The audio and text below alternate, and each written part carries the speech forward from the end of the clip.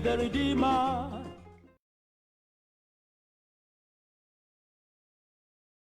Well, good morning. This is Pan-African Television. We are live from our studios in Abelengbe. Today is a Saturday. We welcome you to the mother of all talk shows, Alhaji and Alhaji. Radio on Radio Gold 90.5 FM. We are also live on many other affiliate stations across the country.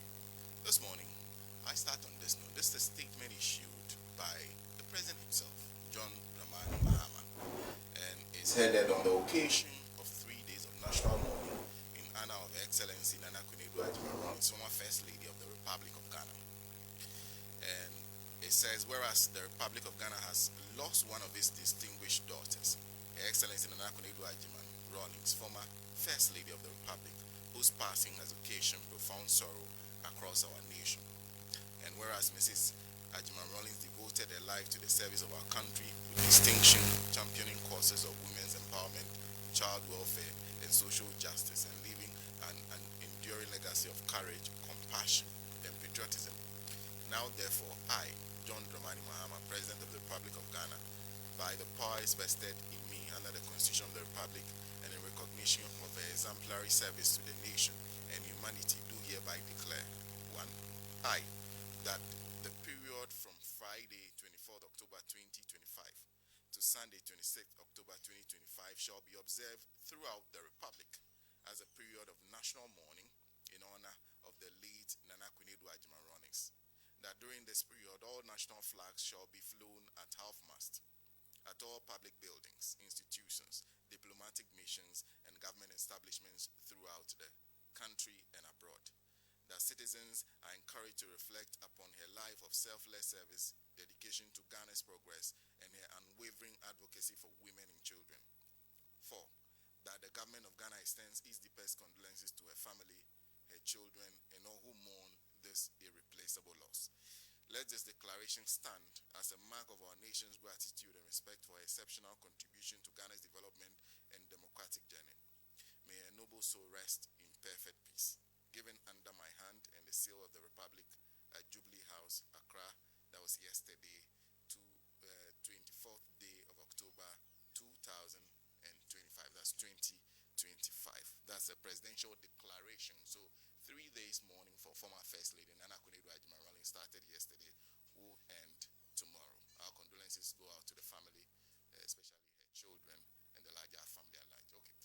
Now, this morning, we are discussing, because it's been a week that corruption has been really talked about, especially from the corridors of power.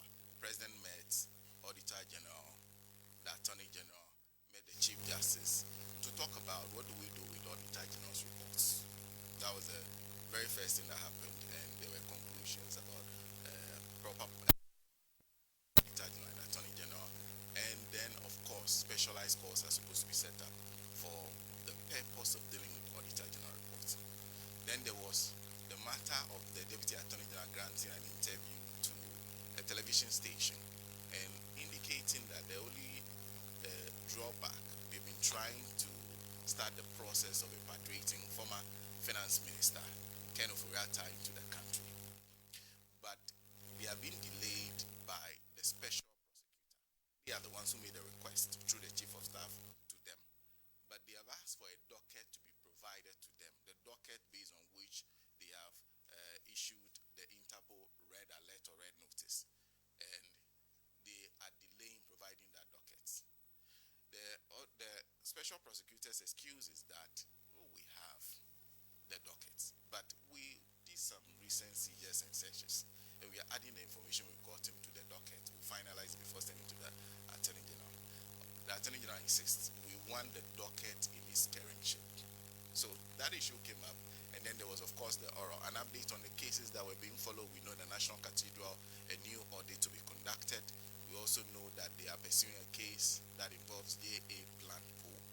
And of course, there was the matter of what they call the Rambo in the Jungle. That involves Abdul Hanan, who headed Buffer Stock. Then there was the Attorney General also addressed the matter of people saying oral is too slow paced. He says, give him time. It takes time, it takes resources to prosecute, to deal with matters such as that. They will enter in our very second discussion into the new patriotic party. This week, President Nana Akufo-Addo met all the presidential aspirants of the new patriotic party. Of course, the campaign has intensified, and well, they all came out with smiles. Very interesting thought by Uncle Kwesi on exactly how they felt. I saw that somewhere else. And of course, they will conclude with the acting CJ, who is now scheduled with Parliament now in session, scheduled to appear before the appointments committee. So those are the three issues we'll be discussing this morning on the Manner of All Talk Shows, Alhaji and Alhaji. I am Senna Nomu. Join us in the studio today for this discussion, of course, as always. Comrade Kwesi Pragnant, the General Secretary of the Socialist Movement of Ghana. And of course, there's a former host of the show. He is now Deputy Minister for Roads and Highways, Member of Parliament for Tamale North, Alhaji Alasan Saidu Suhini. This week I was reminded of him. I haven't told him why, but when we close, I'll tell him. Good morning to you. It's nice to see you this morning. Good morning, sir. And sitting right, my immediate right is Nino Hansen Norton, who is a former Member of Parliament for Tema Central. Tema Central, yes. Good morning to you. I get to see you once again. And of course, I don't know if I've hosted and I also have come on the show before. No, this is my first time on the show. This is your, okay. I like it. This is my first time. Well, Solo tells me all of you are in an acting capacity, so an acting Deputy General Secretary of the Interim. I prefer acting there as a need to me be as I know. Interim Deputy He's also a political assistant, of course, to Mr. Alan Kojo-Johnson. Good morning to you. Good morning, my brother. Blood in yellow. Yes. That's not what you It's not a fever. It's a movement. It's a movement. Well, let's start off the discussion today. Of course, your views are very important to us. If you're joining us on Facebook, do share your comments with us. Of course, I have WhatsApp.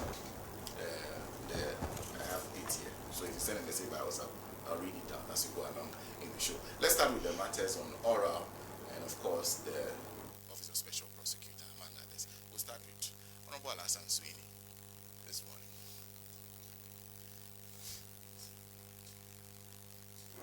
Kwesi, good morning to my other colleague panelists on the show and to our very distinguished viewers.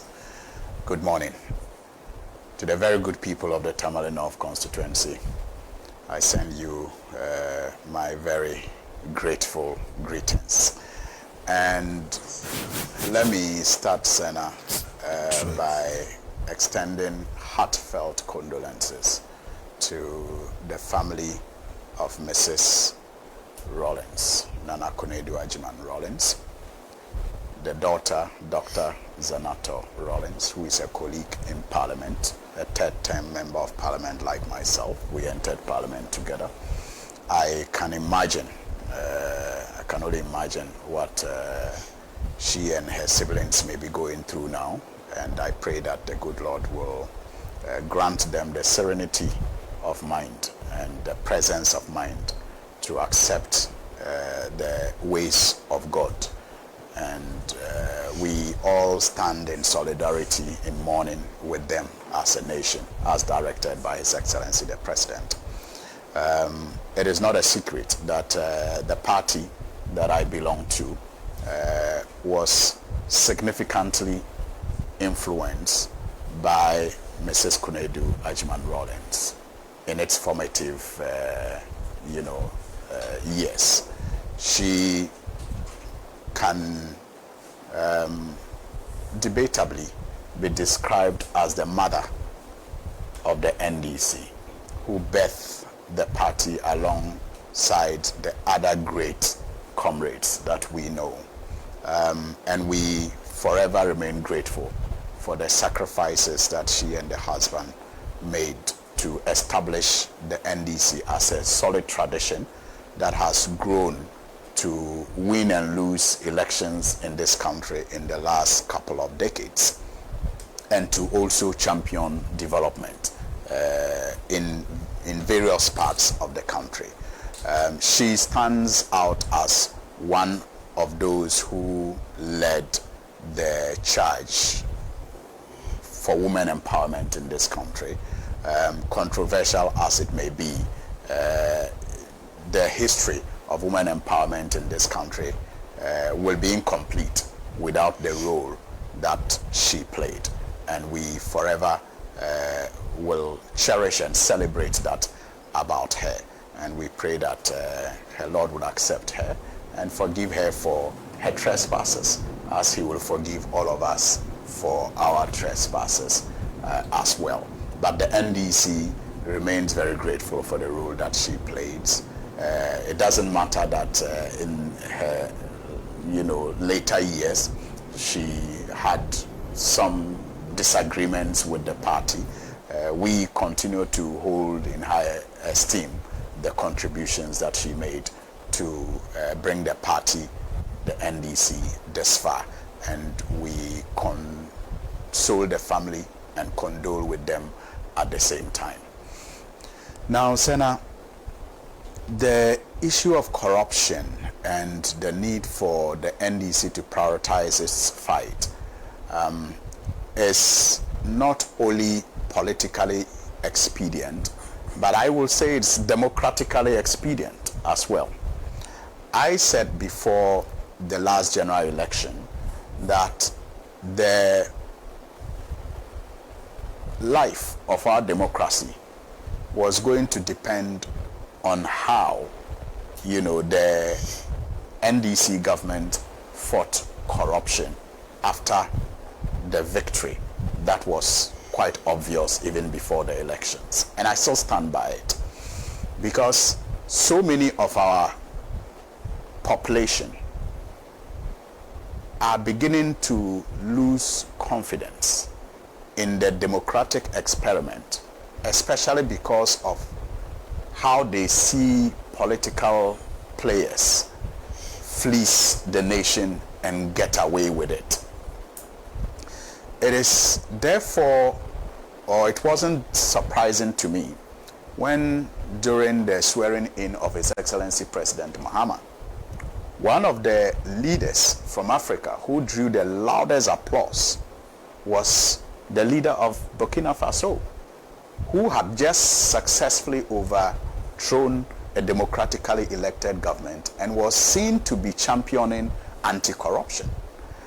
That, for me, was re-echoing the expectations of the teeming numbers of people who queued to vote for the NDC to win the last general election. Again, researchers will tell you that of all the promises that NDC made prior to the 2024 general election, the one that was among the most popular promises accepted by people of all, backgrounds was the issue of oral and the pledge to, carry out an operation that will retrieve all loot. It was popular then, it's still very popular.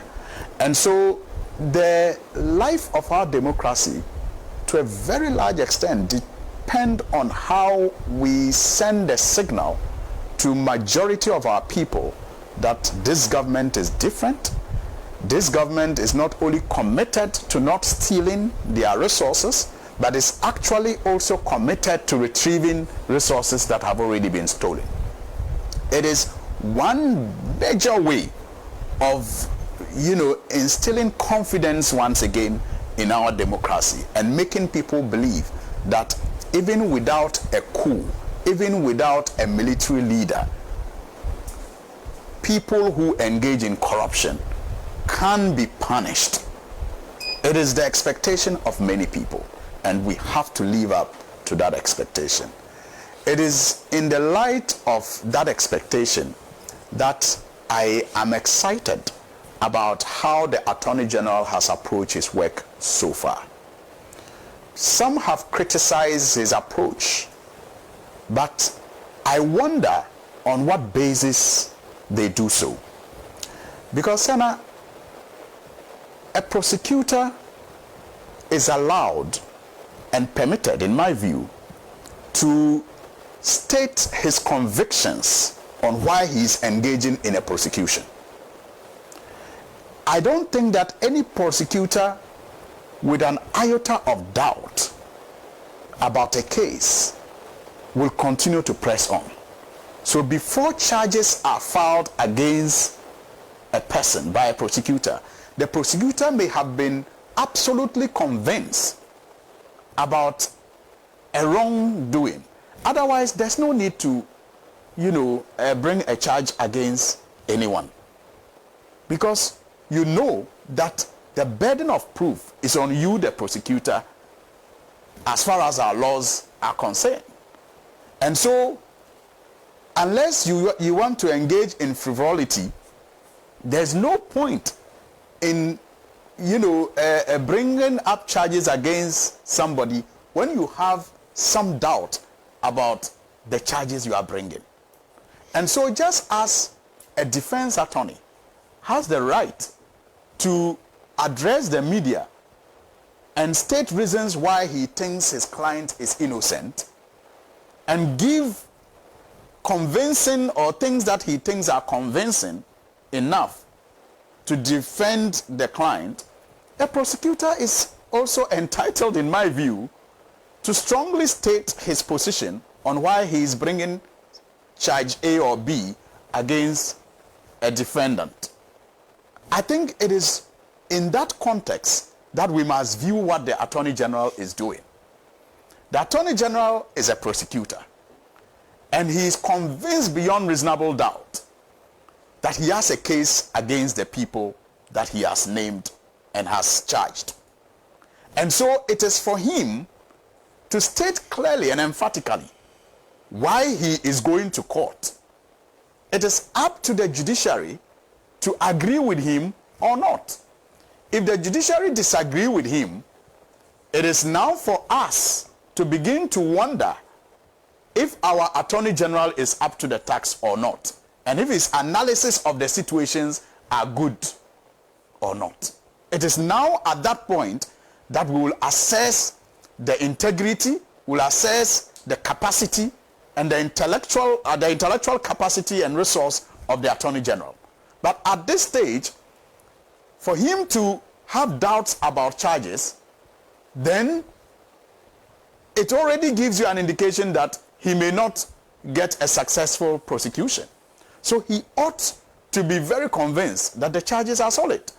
And so I do not understand why people who are concerned about the defense cannot also, if they are counsels to the defense, mount the media platform, because it is free. No one owns the media. They can also design their own platform, call the media, and also give us reasons why they are innocent. And then at the end of the day, the justices of the courts will agree with either the prosecution or the defense team.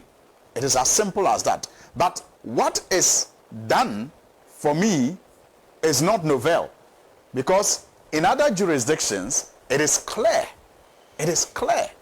that prosecutors update their audience on cases that they are prosecuting. It is normal practice.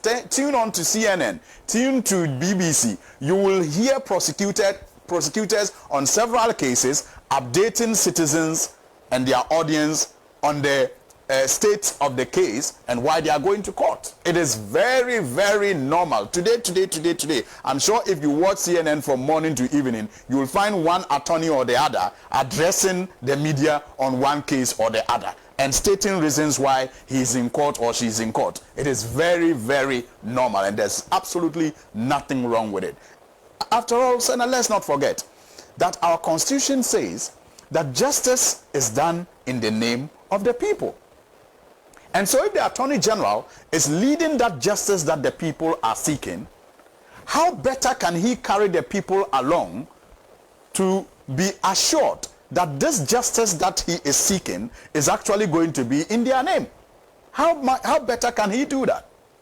So I think that the Attorney General must continue with what he is doing, but he must also put a solid team in place to not only convince us in the media, but to also convince the justices in the court, so that successful prosecutions can be attained. And that, like I said earlier, will go a long way to engender more confidence in not only our judiciary, but also in our democracy. I was a bit disappointed when the issue of Ken Ofori-Atta came up and the OSP responded that the docket was ready and they were yet to actually furnish the Attorney General's department with the information that it requested to facilitate the extradition of the former finance minister. I was a bit disappointed in the conduct of the OSP at that point.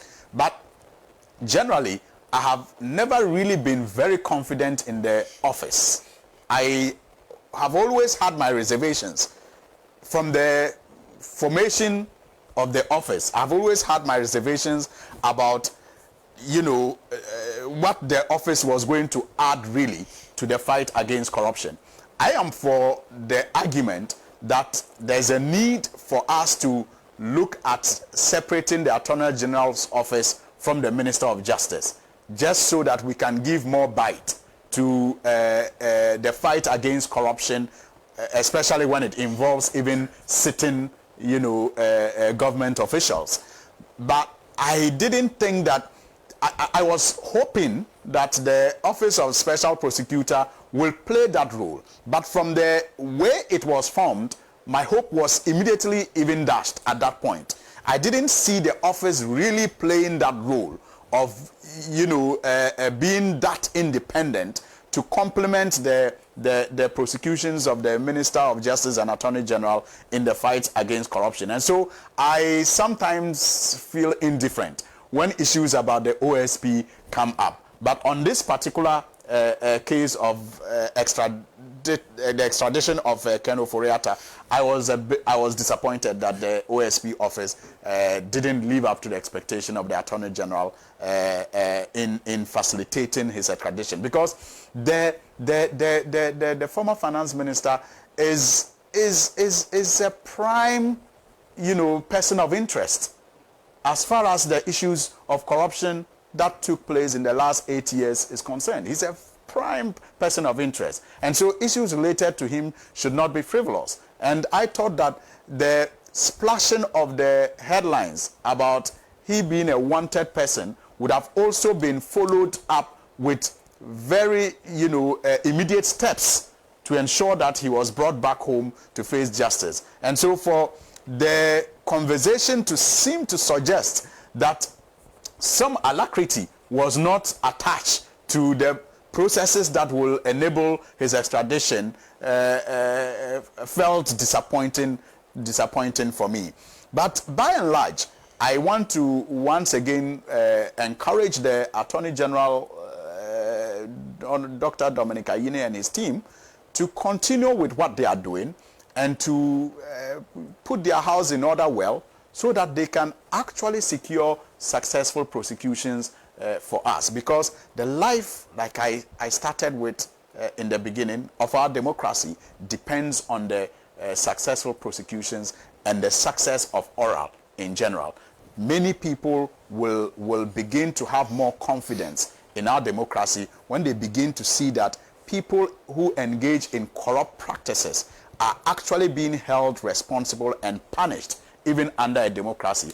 Otherwise, you find people tempted to think that issues of corruption can only be squarely dealt with better under a military regime. And we do not want to experiment with that again. I mean, some of the cases, when they are narrated, and the documents are presented, they are so mind-boggling. And, Senna, sometimes when I was listening to Attorney General the other day, I was like, okay, so I understand why sometimes people have certain expectations of, some of us in the positions that we are in. Expectations that you find weird. But when you listen to what others are doing with their positions, the amounts of monies they are transferring from place to place, and using to purchase assets. I mean, sometimes you are somewhere and somebody is selling some property to you, and you are wondering why the person is quoting those prices and thinking you can engage in even, you know, what do you call it?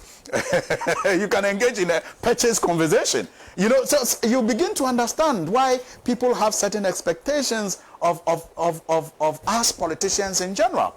When you begin to hear some of these things, because there are some things that you find weird. How is somebody able to amass that level of wealth within that short possible time, and you can't just wrap your head around it? And that is why there's a need. That's why there's a need for, you know, these prosecutions to serve as a warning to all of us, you know, in public office, to know that, look, there is always a day of accountability. It is important that these prosecutions succeed to serve a warning to all those who are currently occupying public office. My disappointment, Senna, my greatest disappointment in all of this is that so far, the people that the Attorney General have put out there who are engaged in multi-million-dollar, you know, illegal transactions are all people that I am older than. It's my greatest disappointment. They are all people I am older than. And I'm asking myself, why have we over the years, you know, requested for opportunities for young people? And yet when these young people, when these opportunities are extended to us, we engage in these sort of things that are reported about. It just, in my view, you know, defeats that call for young people to be given the opportunity because they have fresh blood, they have new ideas to transform the country. These are not the ideas that transform nations. And so for me, in all of the conversation, my biggest disappointment is the fact that young people with, you know, beautiful opportunities have engaged in such shameful acts as being reported. And it is my hope that the Attorney General will be able to retrieve some of these resources and not only secure successful prosecutions that will lead to some jail sentences.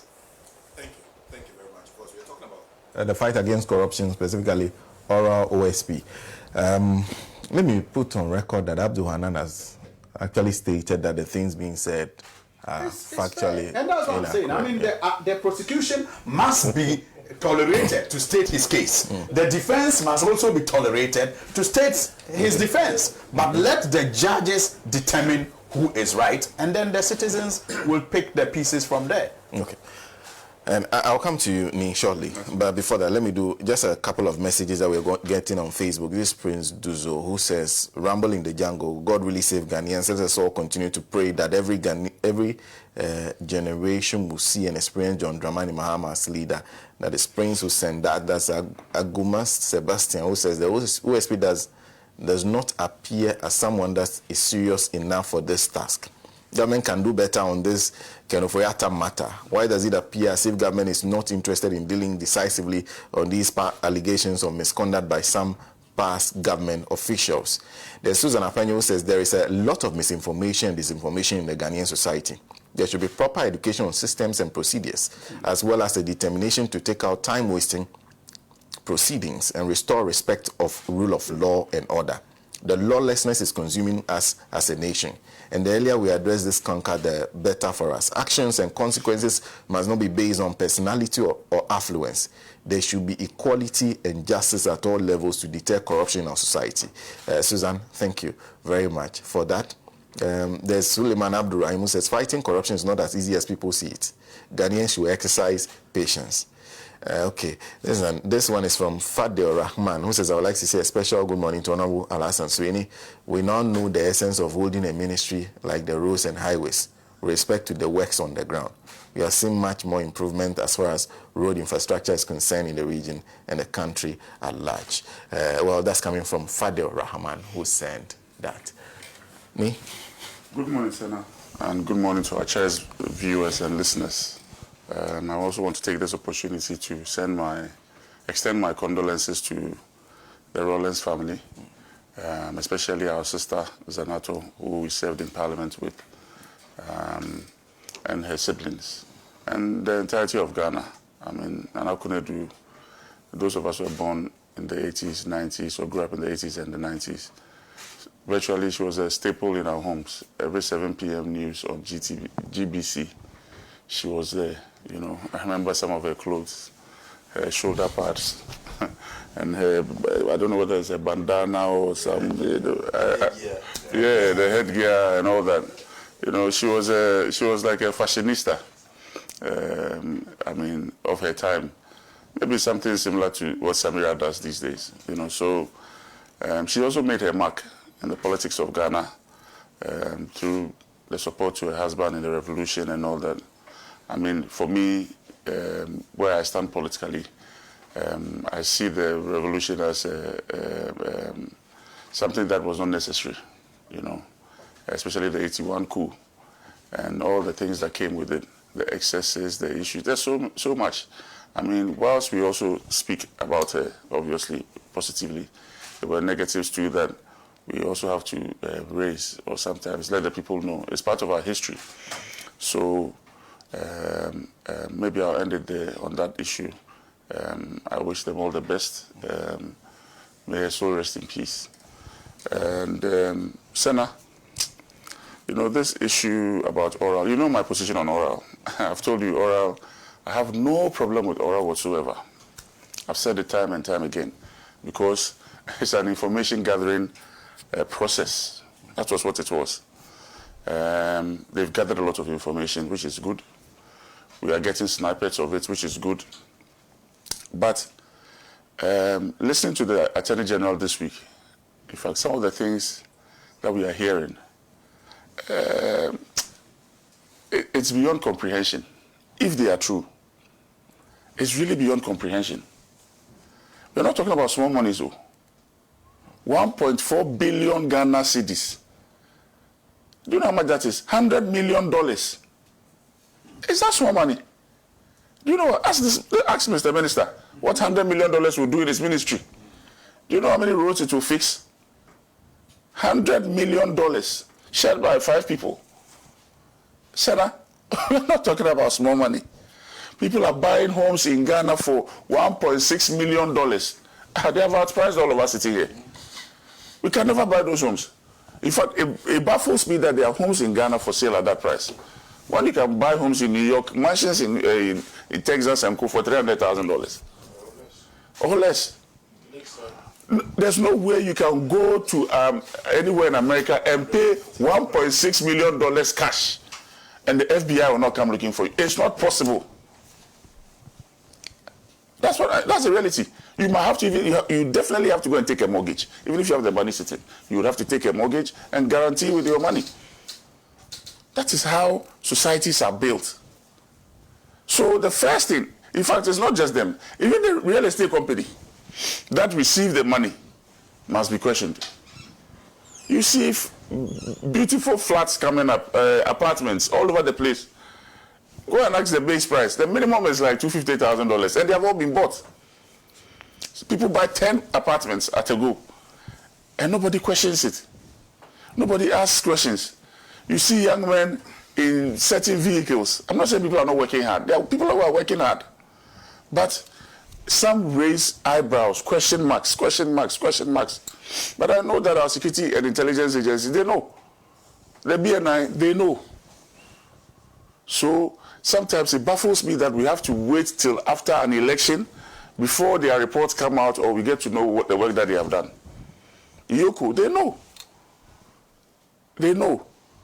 Senna, this country, I mean, this is a public platform, but we are made up of hypocrites and thieves. That's the society that we live in. Hypocrites and thieves. Hypocrites. From the churches, mosques, all of them. Ask my brother here, as a politician, when he goes to any mosque or church in Ghana, what's the first thing that they do? Even at a funeral. Recently I went to a funeral with Dr. Baumia, because we went there with Dr. Bawumia, they did a special fundraiser for a project that they're doing, and they were asking him to pay about 2 million cedis. That, oh, Dr. Bawumia, since the former vice president is here, he can help us with about 2 million cedis to finish. I was like, really?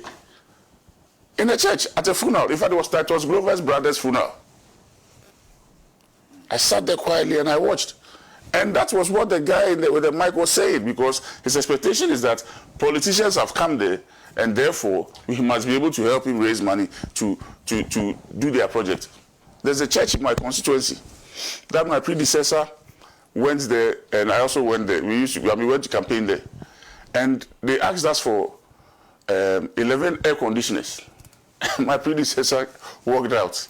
He didn't say anything, you know, he just laughed and left. So when I went there campaigning in 2020, the pastor brought it up again. And you know, that day, maybe it was the unction of God or the Holy Spirit that spoke through me. I told him straight, that, where do you expect me to get the money from? And then he didn't. In fact, I just went out and I said everything I wanted to say. When I left, that question is considered an insult. Yes, when I left, in fact, he lambasted me, and since that day, I've never been given the opportunity to go and campaign in that church again. When we write to them, they don't even respond. This is the reality. People come to us, or the political class, with all kinds of demands. I can tell you that all these corruption cases, NSB, NSA, buffer stock, it was geared towards political activity. That is it. We are living in a country where we spend no less than $200 million to elect one president. $200 million. Do you know how much it costs? Even political primaries, at the base level, basic primaries, you have to pay to serve the people. And if you have spent $500,000 equivalent in cedis, maybe 5 million cedis to win your seat, what do you expect the person to go there and do? This is the reality.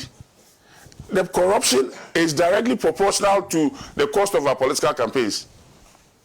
It's as simple as that, Senna. That is the reality of the guy. That's why I said we are hypocrites and thieves. You can even bring it down to our businesses. Ask all our foreign business investors that come here. Indians, Lebanese, Chinese. What happens to them? It is, in fact, at the base level, you set up a business, and the first thing the person that you have employed wants to do is to come and steal. The first thing he wants to do is to steal. Even pure water business, when they take the trucks out, by the time the trucks get to the destination, 10 or 4 bags are falling down. Just to go home and tell the management that, oh, we lost about 15 on the way, and they sell 5 somewhere. That is it. Petroleum. I was in the petroleum industry. A whole tanker of fuel can disappear. It disappears. In Ghana. Where did it go? they would pour somewhere and sell the petrol and ditch the car in the bush. Ditch the car in the bush. And then you as a management will go and solve that problem maybe with your insurance company or whatever. This is the reality of the people of Ghana. Hypocrites and thieves. And it starts from the very, very top. It starts from the very, very, very top. Look, we are doing a project. He's in the road ministry. There's a project. There's a current project going on today. The Accra Tema motorway expansion. It cost us $400 million to expand that 18-kilometer road. Yeah? There's a road being built from Egypt to Chad in Jamina. 1,700 kilometers, and it's also costing $400 million. I'm not an engineer, but I don't know how come a 1,700 kilometer road, dual carriage road, will be almost equivalent of an 18-kilometer road. It should tell you that there are problems. And at the back of that issue is the thought process and philosophy of our political class. There's a book written by one gentleman called S.I. Lindbergh. I've referred to it so many times. It's called It Is Our Time to Chop. He came to live in Ghana between 2000 and 2004. In fact, that book was from 2003. Trying to understand the thought process of the political class in Ghana. And that was how he titled the book. It is our time to chop. something about patrimonialism in Ghana. And that is where all the people think. They treat the state's coffers as a private property. This is the country where people can describe a ministry as juicy ministry.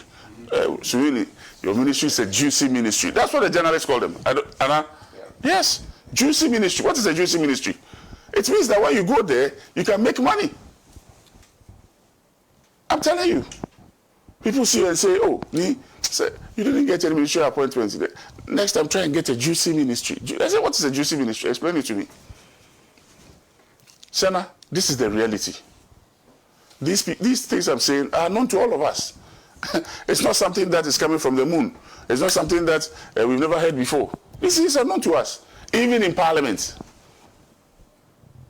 Even in Parliament, we have issues like this. So, Senna, we have a long way to go.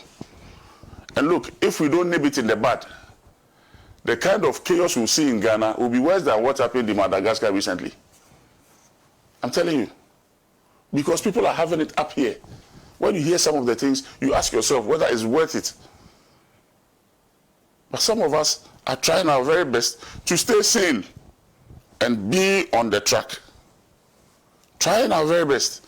Because it gets to a time, sometimes I tell my friends that, my political friends around me, that I'm happy I didn't even win my primaries for my second term. Maybe in the future I'll come back, because I'd gotten to a point where I was just going to tip and join the bandwagon. It says, if you can't beat them, you join them. Because without that, it's as if you cannot survive. Ask him the demands on him. The demands on him. How do the people expect him to fulfill them? His pays. Look, recently I saw on TV people buying chop boxes and mattresses and trunks. Ask yourself where the people are getting the resources from. Our parliamentary salary is known to the world. When you take the loans out of it, we are left to like 5,000 cedis at the end of the month. That is how much we take home. Yeah, in all honesty. When you take your loans out, your car loan and everything, you're left to 5,000 cedis. Yet you are buying 500 trunks for a whole community. So, really and truly, we have to go back to the drawing board and educate our people to understand that our role is not like that of a chief. A chief is completely different. We don't have that. We are not mandated. We don't have that kind of resources to even do the things that MPs do. That we do. Sometimes I even think that the MPs Common Fund should be taken away from us, because people think that it's some huge sum of money that is sitting under our bed and we have access. We don't have access to it. We just write letters to the assembly and then the assembly makes the payments. That is the reality. So we have a society that thinks that it is our time to chop. In fact, the people around you who are working with you to win power are only working with you to win power on the basis that when you get there, they will get the opportunity to also loot or put their hands in the coffers. That is the reality of our society. But all is not lost. There are other societies that have been able to surmount this. And I always use Singapore as an example. The 1950 Singapore was a corrupt Singapore. Very corrupt. It's no different from what we have. But it took a leader, one strong leader, just one strong leader, in one generation, to change the society. To change the whole society. He made it punishable. In fact, when you are caught for corruption, you exile yourself from the society. You just move out. You can't even stay. China had the same problem. In China, they will not come for just you. They will come for you and your children and your family. They will execute you. The wages of corruption should be death. Because, Senna, people have, there are children today who are struggling in the bush, in Asankregwa and all those places, just to go and harvest cocoa. They wake up at dawn, 4 a.m., walk through the night, go into the bush to go and weed their cocoa farms with snake bites, scorpion bites, blah, blah, blah, for us to export this cocoa, raise revenue so that we can take care of ourselves and now go and take care of them. When we get government scholarships to go to school, that is the essence. We have been given that privilege to raise resources and now go and come back and take care of them. Yet, look at what happened under the Cocoa Board. Was it Cocoa Board? Yes. In the last maybe 8 years or even 20 years. In fact, it's as if the two political parties we have become two gangs of thieves. Because I bet you that when NDC leaves power in 2028, hopefully when Dr. Bahomia wins power, we will come back to this table and we'll be discussing similar things that the NDC did, or the NDC is doing now. And that is why I always have a problem. I believe that our state institutions, especially the security institutions that gather intelligence and information, they have all the information. They should make it available to the Attorney General whilst he's in government. Whilst he's in government, some of the things that are happening, they are aware. They have their men on the ground. They have their agents on the ground. There's no community in Ghana that the BNI is not there. They see it. From Galamsey to whatever. They have all the data.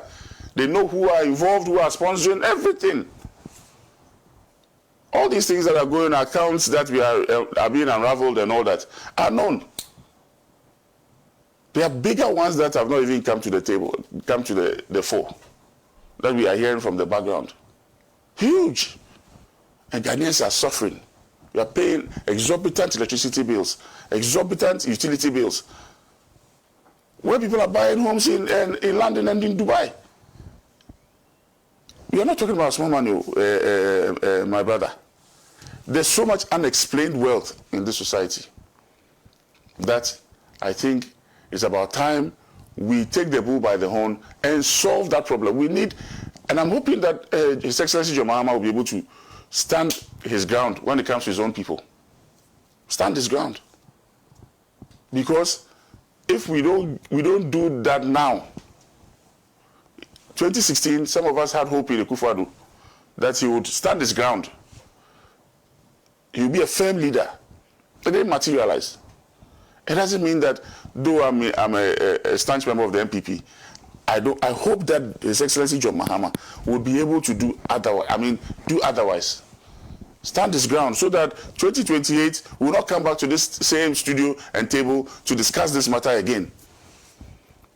That we come back and discuss this matter again. The big man syndrome, all that is a reflection of who we the people are. And that is the reality. We can put all the institutions you want to think that call OSP, AG's department, all of them out there. We can create them. We can create 20 institutions and still, we may still be suffering this problem if we don't go to the table and address the fundamental issues of our society. Remuneration is one of them. Remuneration is one of them. We don't remunerate our people well. I'm using Singapore as an example. A Singapore minister, the caliber of Sweeney, takes home a minimum of $800,000 to $1.2 million a year. And it will take care of all the things that Sweeney needs to do. So Sweeney will not have any reason under the sun to be corrupt, to steal. I think when we say corruption, it sounds posh. To steal. He will not have any reason. I can give you countless examples. Their own trade minister. Somebody bought him a ticket to go and watch a football match. He went to jail for 9 months. Because the government has given you everything you need to use your mind to serve the people, to solve the people's problems. That is why he's giving you all that resource. They are the highest paid public officers in the world. Their civil servants are some of the highest paid in the world. You have no reason to steal. So for them, when you are caught, it's either the Prime Minister himself will become a witness in court for you, will become a witness in court for the prosecution, or you go home and commit suicide. He'll give you two options. You go to jail, or you go home and commit suicide. It's happened in their history. They had a minister in 1985 who did that. He just had to commit suicide. So we have to make it expensive for people to even think of stealing from the state. We have to make it as expensive as possible for people not to even dream of it. That is the society that we want to create. That is the society that we need so that the people would feel part and parcel of it. When they put their shoulder to the wheel, they know that one day they would benefit from the sweat and tears that they are putting in for Ghana. Not that people, fleece the state at our expense. Literally, fleece the state at our expense. And I've talked about the relationship between our politics and corruption. I will not belabor the point, but we can learn from best practices in other places. How others have done it, how they have solved the problem, how they have been able to move their societies forward. And public education is extremely important. A country where we give NCC 2 million cedis as a budget, National Commission on Civic Education, to go and explain to people. Ghanaians don't know the reasons why we even vote. That's what some of them tell us. So he's voted for you to become wealthy or a better, successful person, and therefore your responsibility is to take care of him. That is why he thinks he's voting. Senna, so we have a long way to go in this fight, but it is not lost. That is what I want to end with. That is not lost. People, other societies have been able to solve that problem. How did they do it? How did they, that's what comparative politics is all about. How did they solve that problem? Let us learn from them and also try and solve our problems that way. But for me, anything that the state will do to recover the loot, I'll support it. Regardless of political coloration and regardless of my relationships with people. No. Anything that the state will do to recover the loot, we will support it. But it has to be done legitimately. It has to be done within the confines of the law. Give the person the opportunity to come and explain himself, and then, what do you call it? Give him the opportunity to defend himself. And if he's found guilty, so be it. But people must be punished if they are found guilty. Senna, I'll rest my case there. Thank you very much. Thank you. Thank you very much. You know, Hatanote is one member of Parliament for Temba Central. Of course, we're discussing the matter of corruption. Don't forget, we are live on your TV sets. We are also live on social media, Facebook specifically. Pan-African Television is the page. We're also live on Radio Gold 90.5 FM. A few comments, those of you are sending us through our WhatsApp platform. Elliot at Amasaman says the president promised an open government carrying everyone along. AG must brief us regularly. We don't want any kataso. Is it Bobua? So Elliot at Amasaman saying that. More Vision in Tamale says, good morning. If my opinion is required, I would add weight to the voice that says President Mahama should consider replacing the OSP. From the previous administration till date, I don't think the man has been able to execute a case successfully. We don't need to finish a whole ocean to be able to tell whether it's salty or not. Anyone who is either not prepared or incompetent to delivering in resetting Ghana must be fired. The NDC's ability to reset the country will determine our next victories. Vision sent that from Tamale, thank you. And this one says, Ghana is a crime scene. Give me the contract to bring back Enoforiata and I'll get you your money's worth. He didn't add his name. Good morning to you. Alhaji Said Kucho says, you think if we were in a revolution, can this Oforiata and his gangs do such? Let's be honest to ourselves. That's Kucho who sent that. There's also more from Ben in Sugakopa who says NDC must know that SP is an MPP appointee. For that matter, there's no way he will bring Ken Oforiata to this country. Ben sent that from Sugakopa. Alhaji Hamza in Pig Farm says, my brother, I am sad and my heart bleeds for this nation. And if care is not taken, corruption will finish us up in this country. I totally agree with the AG that he needs time to do a good job than to rush to court for only to see his case being thrown out of court. In my humble opinion, I am equally happy to say that the AG is trying to carry the public along in his line of duty. Democracy is all about the people, and for the people and by the people. So whoever is not happy with the AG can proceed to court, period. My brother Sana, join me to thank Honorable Sweeney for the good work he's doing for the good people of Tamale North. We are so proud of him and he should keep it up. I call on others MP to emulate his good works. Samson Sami in Adenta says, if Ken Oforiata is left in the hands of the special prosecutor to be repatriated, Ghana will be the loser. The OSP is definitely playing along with the MPP, and it is time that the president removes him. In the first place, why did the OSP allow Oforiatta to leave the country? Because there was no haircut on the OSP, and that's why he's relaxing in bringing Ken back to Ghana to face Ghanaians on what he did to our economy. Sami sent that from Adenta. A positive change in Medina says, I like the way the MPP are making unnecessary noises all the time to seek attention from this government and Ghanaians. But President Mahama and the NDC moves in silence and are doing their work and performing wonders in just few months in government. Some more. Booksman Richard from Adafienu in Denu says, I think Aura is on course, but the most important thing is our monies must be retrieved before we jail them. With the huge salaries and allowances that these politicians and CEOs take, they are not satisfied. Why? Booksman Richard sent that. There's one, this one doesn't come with a name to Sesana. Baumia said during his time as vice president, he made a lot of MPP people rich.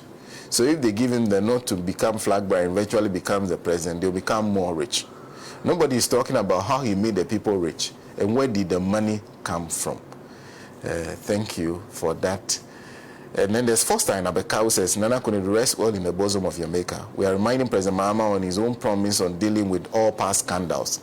You should not obey some chiefs and pastors pleading on behalf of some past chiefs appointees, else his reign will end in a debacle. Warning to the judges who will be sitting on, says, but he says we'll follow the cases because, there's so much riot at the port, especially the night shifts. So President should talk to the boss over there. Foster in Abeka sent that. Nana? Yes, let's listen to you. Interesting. It's so much unfortunate that we would use this whole time to discuss corruption. First of all, I would want to say good morning to my people, the United Party, and good morning to, I belong to 3 constituencies. I belong to Tamale Central, I belong to Sunyani East, and I belong to Bekwai, which is my home constituency. And my MP is seated here. He's my MP because the best school in the north, which is Tamale Secondary School, is in his is closer to his constituency. Yes, and so it's closer. It's closer. Well, you had your time, please. Thank you. And, it's interesting, and I've been quiet. In as much as I have been thinking, I have been quiet because I am a young man, and I have been listening to men and women who have been so much active in our political and governance discourse, discuss the issues of corruption for so many years. Uncle Kwesi is here. If you would ask him, every single year he has discussed corruption. And you would ask yourself, is it that we do not hear? Is it that it does not scare us? Or we are just being adamant? Has it to do with greed, selfishness, or it just has to do with us being unpatriotic? So now, if you had the opportunity to read the Great Transformational Plan, we had 6 clusters. One had to do with governance, and under the governance we had a pillar that dealt with corruption. And I will just read 2 of the points within the pillars of corruption, how we were going to deal with it if we had been given the opportunity.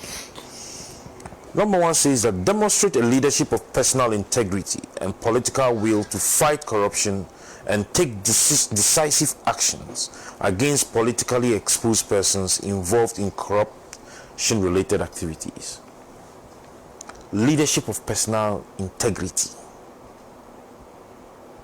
Very key and fundamental. Very key. We have everything in Ghana. We keep saying what we lack is leadership.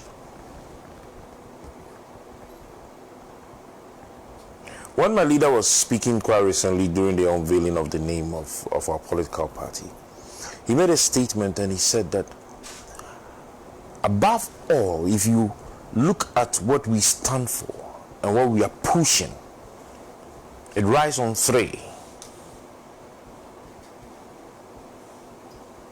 integrity,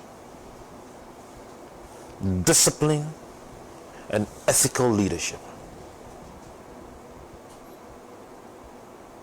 We will deal with these factors. But the second point I want to read here is to amend existing asset declaration rules to strengthen and to disclose. Sorry, let me retake it again. Amend existing asset declaration rules to strengthen disclosure and introduce new forms of asset tracking and recovery, including but not limited to instruments such as lifestyle audit. Very key. You know, when Sunyi was speaking, he said that what shocks him and what surprises him is that all those whose names have been mentioned are persons he is older than.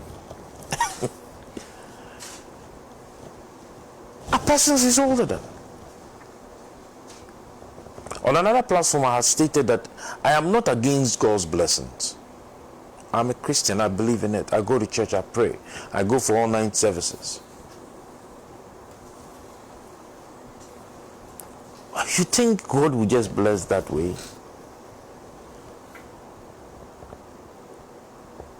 That I'll just wake up one day without hard work? Yes, it's there.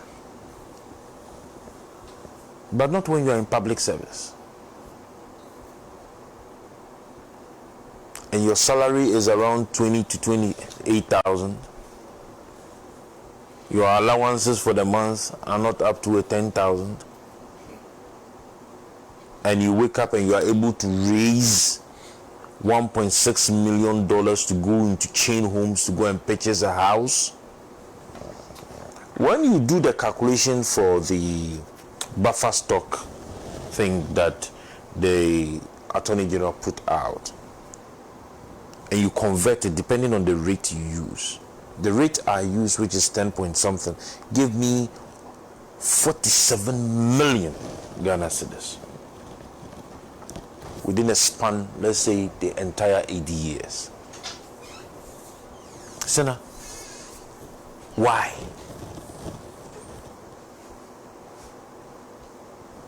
But I have come to agree, and persons who are involved in security and some of these criminologies would agree with me that all of these cases are organized crimes. And I stated on 2 platforms, I said that these are organized crimes that were unintelligently executed. And it hurts me, and I think the Attorney General would need to do something about it. You see, I don't know how the investigations are going, but I would want to see and hear the names of other persons involved in these crimes. I'll give you an example. That somebody approaches ADB as a bank, that I want to use a public office, state institution, the data there as guarantee, as collateral for a loan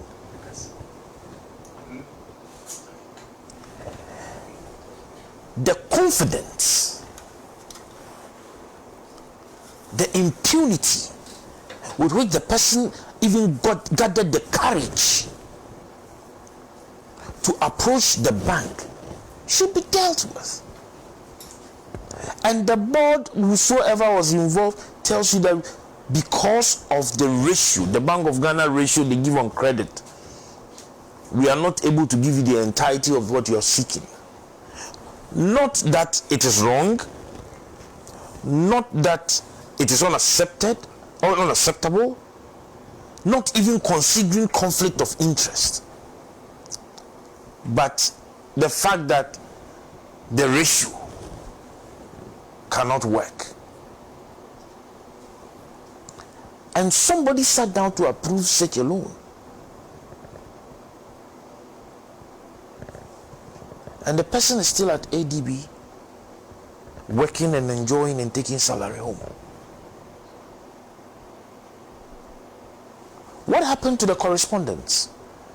You're supposed to even write to the institution to find out whether or not they approve the use of the persons in on your list to apply for a loan.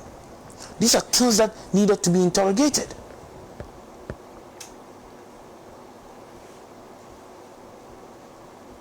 At the back end, you will find a 90-year-old person still doing service, and you, the IT officer, you let it pass. And they have internal audit systems. I made this statement and somebody put on Facebook that I do not understand the work of the internal auditor. Abba. Anyone is saying I'm anti your uncle's school you can kaya you.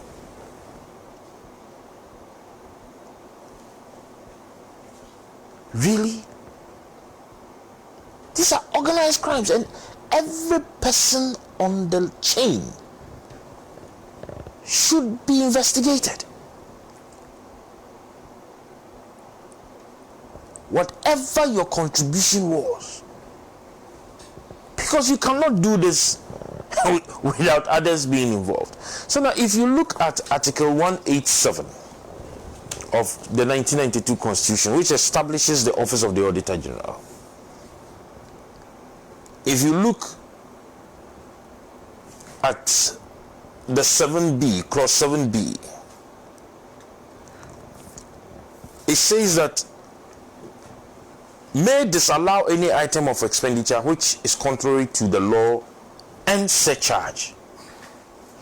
So if you have expended something that is wrong or that shouldn't have been done, it means that the Auditor General has the right under this Constitution to disallow it, and the person or the officer be surcharged. So now, this law, in my view, is outmoded. You know why?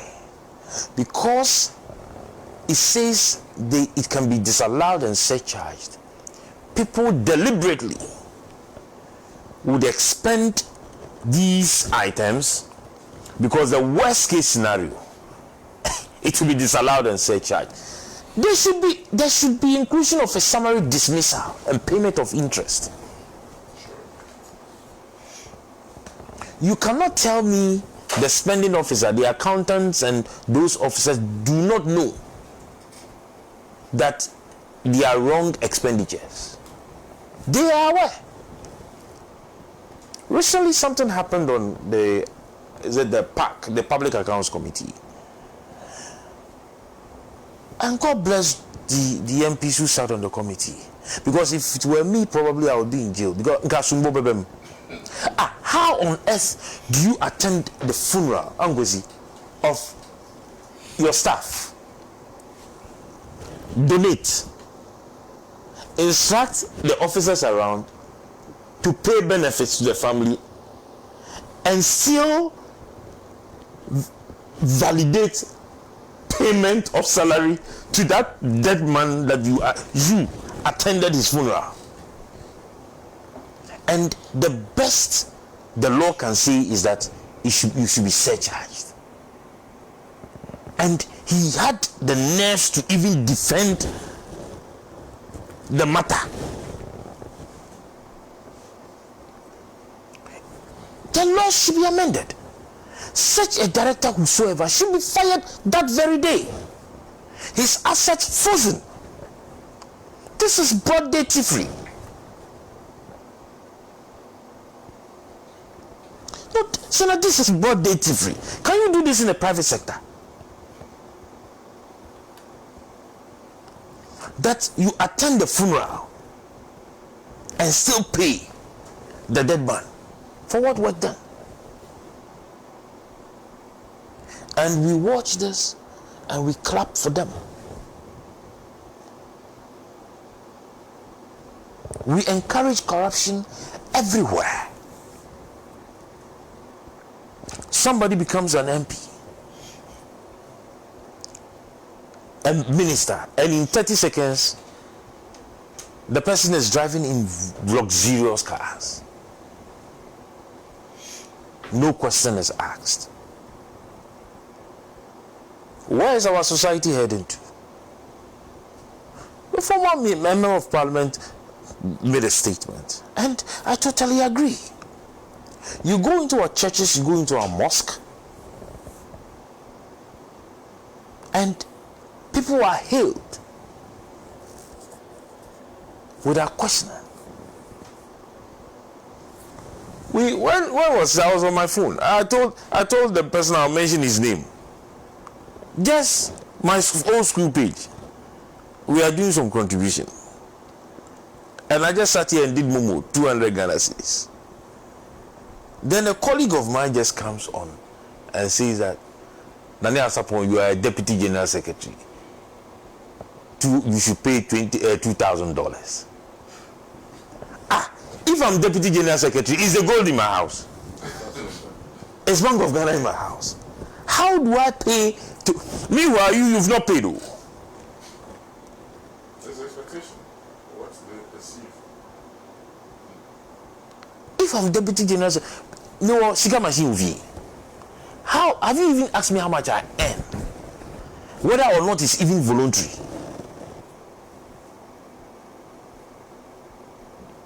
And so, if you would have somebody on the other side who is not able to stand his grounds and speak his mind, the person will be forced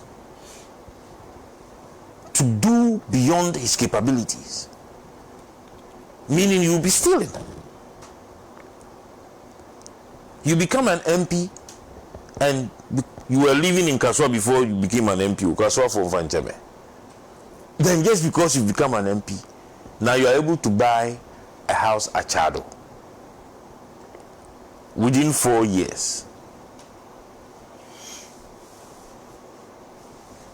People now buy lands in thousands of dollars.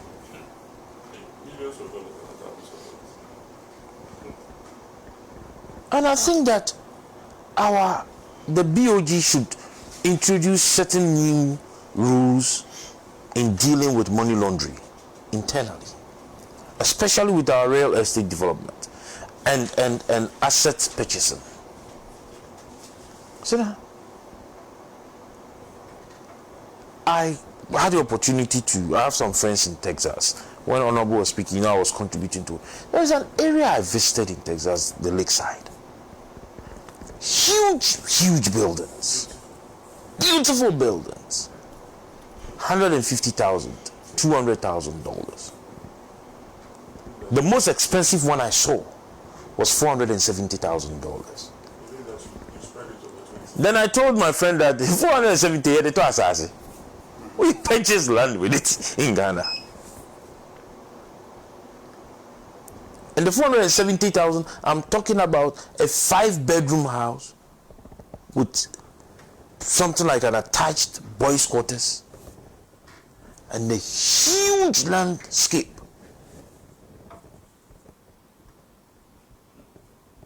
And they don't buy it cash hand.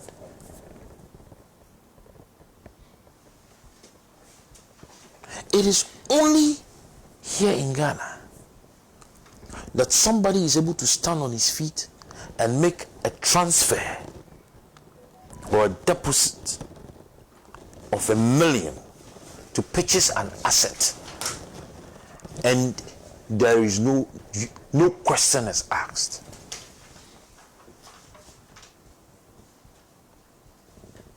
The very fundamental question, the source of funds. Some years back, a colleague of mine applied for a UK visa and was bounced. The reason was not stated.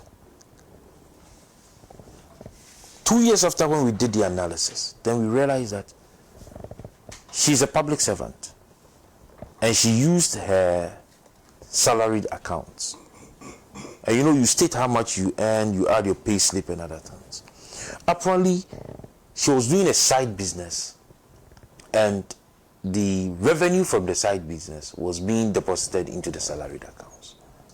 So in addition to her salary, pay slip and whatever, she should have added a statement or a letter to prove and explain the sources of the other funds. That was all.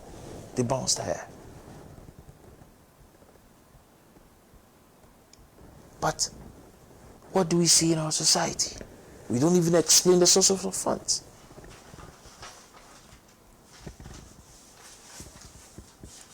Once you become a minister, once you become, and you are my big brother, you know, Swin is my big brother. I'm there, I want everybody to know, so that when they see me, they know my brother. If Swin sees me today, and I'm driving an expensive car, he will question me. It is part of our tradition. Back home, when you drive, your brother would ask you. When you want to go and marry, you come and ask permission from your brother. And he would have to approve how much you ask. There was an issue in our home like that, because we're looking at the gentleman and the kind of umbrella he wanted to do was way too much, and they began to question where he got the money from. And that is why some of the traditions, we need to maintain them, where you would still have to give honor to your leaders. You cannot outdo your senior brother. If we maintain some of these cultures, you will not have somebody who is an appointee going to purchase a house where his president lives, rubbing shoulders with your president, rubbing shoulders with the Secretary General of the AFCFTA. That is it. He also stays at the Chains Home. That place, if you go there, men who have been doing business for the past 30 years, 40 years.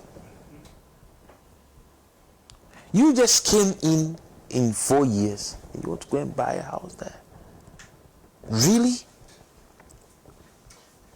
There's so much lacuna in our laws. And I think they should be amended, and the Auditor General giving some more powers to take instant sanctions. And you see, the aspect where it even gives the opportunity for the person to go to court should be taken out. If you read the law further, it says as the person, if you do not agree with the decision of the Auditor General to be surcharged, you should even go to court. No, that thing should be taken out. What explanation are you going to give us? In the case of this gentleman who was paying a dead man, what explanation?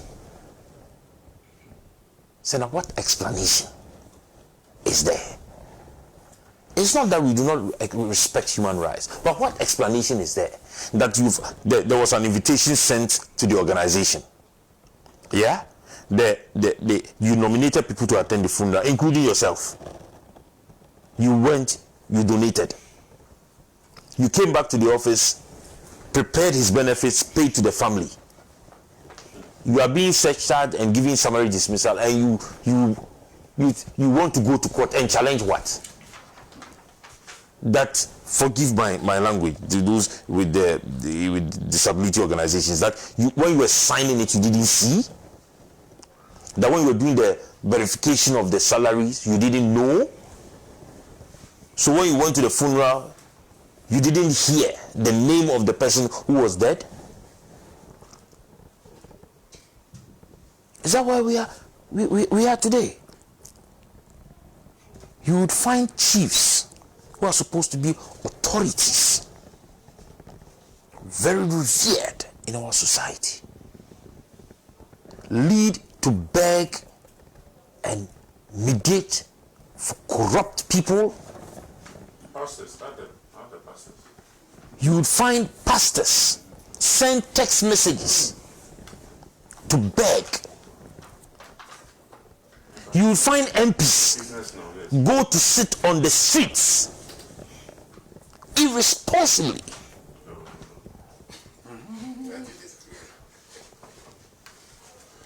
But where are we heading to? And so now anybody who is involved in corruption, once the person is done and they begin to, he knows what he's doing is wrong, what he does, what they do is that, as the Honorable said, they begin to finance political activities. And I'll give you a clear example. When Wontumi was arrested, you saw the number of people who went out. When others were arrested, you saw the number of people who went to sit on the streets. Do you know why they refused to go out for Hanan? Because they said he chopped alone. That's what they say with him. That is what is there. It's on their platforms. They are discussing it. Unkundia. You understand me? So, people who worship, for lack of a better expression, corruption, make sacrifices to the gods so that on the day of judgment, they come out to support them. You would go to an area and everybody knows that Mr. A is a galamsey, destroying our land, destroying our waters. When it is time for a festival, he's the chairman of the festival committee. When it's time for annual harvest in the churches, he's the chairman of the committee. He is that person who is single-handedly building that mosque in that community. Why? And so now, just to wrap up, this thing will not end when we still have the NDC and the NPP.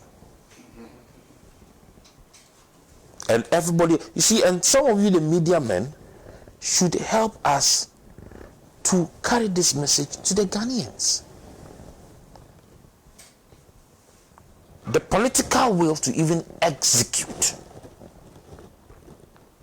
dealing with issues of corruption. Yesterday, we saw the dragging of feet of some cases during the MPP time. They let go. Well, a lot of them. People are accusing the Attorney General today why he also let go some of these NDC people, these housing cases and other things. Why he let go? Of course, they said that they had been in court for 8 years, bruha, everything. Yes. Okay, but he let go. Nolly prosequa. Now that is a term they are playing with, the duos. It would only take another party, another form of leadership for us to see whether or not we'll be able to get to the levels of Singapore as the MP was saying. It took just one leader. Personal integrity. It took just one leader. Discipline. It took just one leader. Ethical leadership. And so you would line up the very active political organizations in this country, line up their leaders, and then you would judge for yourself. I have always said that for us to see a change in this country, beyond just improving the instabilities, is for us to have to taste another leadership that will be able to cut across. Sena, we need a change in this country. Because as for the NPP and the NDC, they are friends. It has been so, and it will always be so. You are my brother. Yes. And I'm NDC. And you are NDC. We have even moved beyond friends, UP and NDC. We are. So, Sena, where we have gotten to, we need to change. I made a statement. I said the civil society organizations that are involved in governance and corruption issues should pin these political parties to make specific declarations and demonstrate specific steps which they will take in dealing with the issues of, not just to make vague statements. If you say you deal with corruption, you clear the system, you put in... My brother, we dealt with ghost names. Didn't we deal with ghost names in this country? We are still dealing with them. We even have softwares for them. You understand me? But if we have specifics that would deal with individuals who are involved in this, my brother, we won't wake up to go and bring a software to deal with ghost names. If they go to NSS, and from the IT office to the audit office to those who do the verifications to the banks that do the payments, and they deal with the entire chain, people will be scared. If you look at the criminal triangle, we need to deal with the issue of desire and the opportunities. I always say the abilities are always there. For that one, they will always be there. People have the ability to steal. But when you are able to quench their desire, automatically you'll be dealing with blocking the opportunities, because those involved, they will pinpoint to you that these are the loopholes. Let's block them. How do you deal with the desire? We need to use those chains as scapegoats. Thank you. Thank you very much. Before I come to Comic with Pride, just a few comments. This one from Uncle Gabi. Says, regarding the fight against corruption, I think no political case should travel across general elections. I'm sure the MPP is now loading his gun with bullets of noli prosequi. And as soon as it comes to power, the first targets will be the unfinished corruption cases involving its appointees, as the NDC did. History is likely to repeat itself, and the vicious cycle will continue at whose expense? Very sad. There's Papa Bisi who says, sad to hear how corrupt people in position of trust milk the state. All those in MPP thinking oral is just a political talk, they should take note. Very, very soon, tribunals are on their way to quick start the whole show of prosecuting those corrupt ones in MPP and within the society. So they should relax and watch the show in few months' time. The young ones are not familiar with tribunals, but we, the older ones, do. Whether it is a sham or not, we shall see. In another way, the corrupt ones in position of trust milk the state and share with their friends and cronies is via judgment debts. On that note, Iyoko must investigate various judgment debts via cancellation of government contracts in the past and pick out the corrupt ones. Papa Bisiu, send that from Spinters. Thank you very much. Just one or two more comments, then we'll move to Mr. Pratt. This one says, Senator, Honorable Sweeney's submission of the demise of arguably the best First Lady Ghana has ever had, the wife of the second best president of Ghana, the one whom God used to stop the coup d'etat in Ghana. I deduce that the new NDC still has a problem with her. They have not understood her role in the party and the tone of some of the party members that she has done her best. and having a good rest is very suspicious. Secondly, Senator, the difference I see between the MDC and MPP is that the MPP accuses you of corruption, and they prove it. They don't touch their own, but with others, they surely prove it. The current NDC talks too much, inciting the people of others of corruption to be dealt with, but ends in nothing and nothing to prove. We are tired of the NDC. That's Senator who sent that. Thank you very much for that comment. And Dennis Yakwete says he was sad watching and listening to the said rumble in the jungle expose by the Honorable Attorney General, as one wonders how those who are supposed to be our servants could loot the public purse in such monumental proportion without conscience, as the ordinary Ghanaian roams the streets of Ghana of Accra without knowing where the next meal will come from. But most importantly, even as we talk about it as a caution to members of the current NDC government, as Honorable Sweeney indicated, current appointees should learn hard lessons from this sad and despicable development, do allege at the moment and constantly pinch themselves in reminder that public office is about service and nothing else. Therefore, to quote Honorable Fifi Kwete, any government appointee in GM's government who decides to give in to the temptation of corruption, quote, will be on his or her own, end quote. If and when the time of accountability comes, what at all does one need that he would want to amass such wealth at the expense of the vulnerable only to bring shame to your family? Well, Mr. Pratt.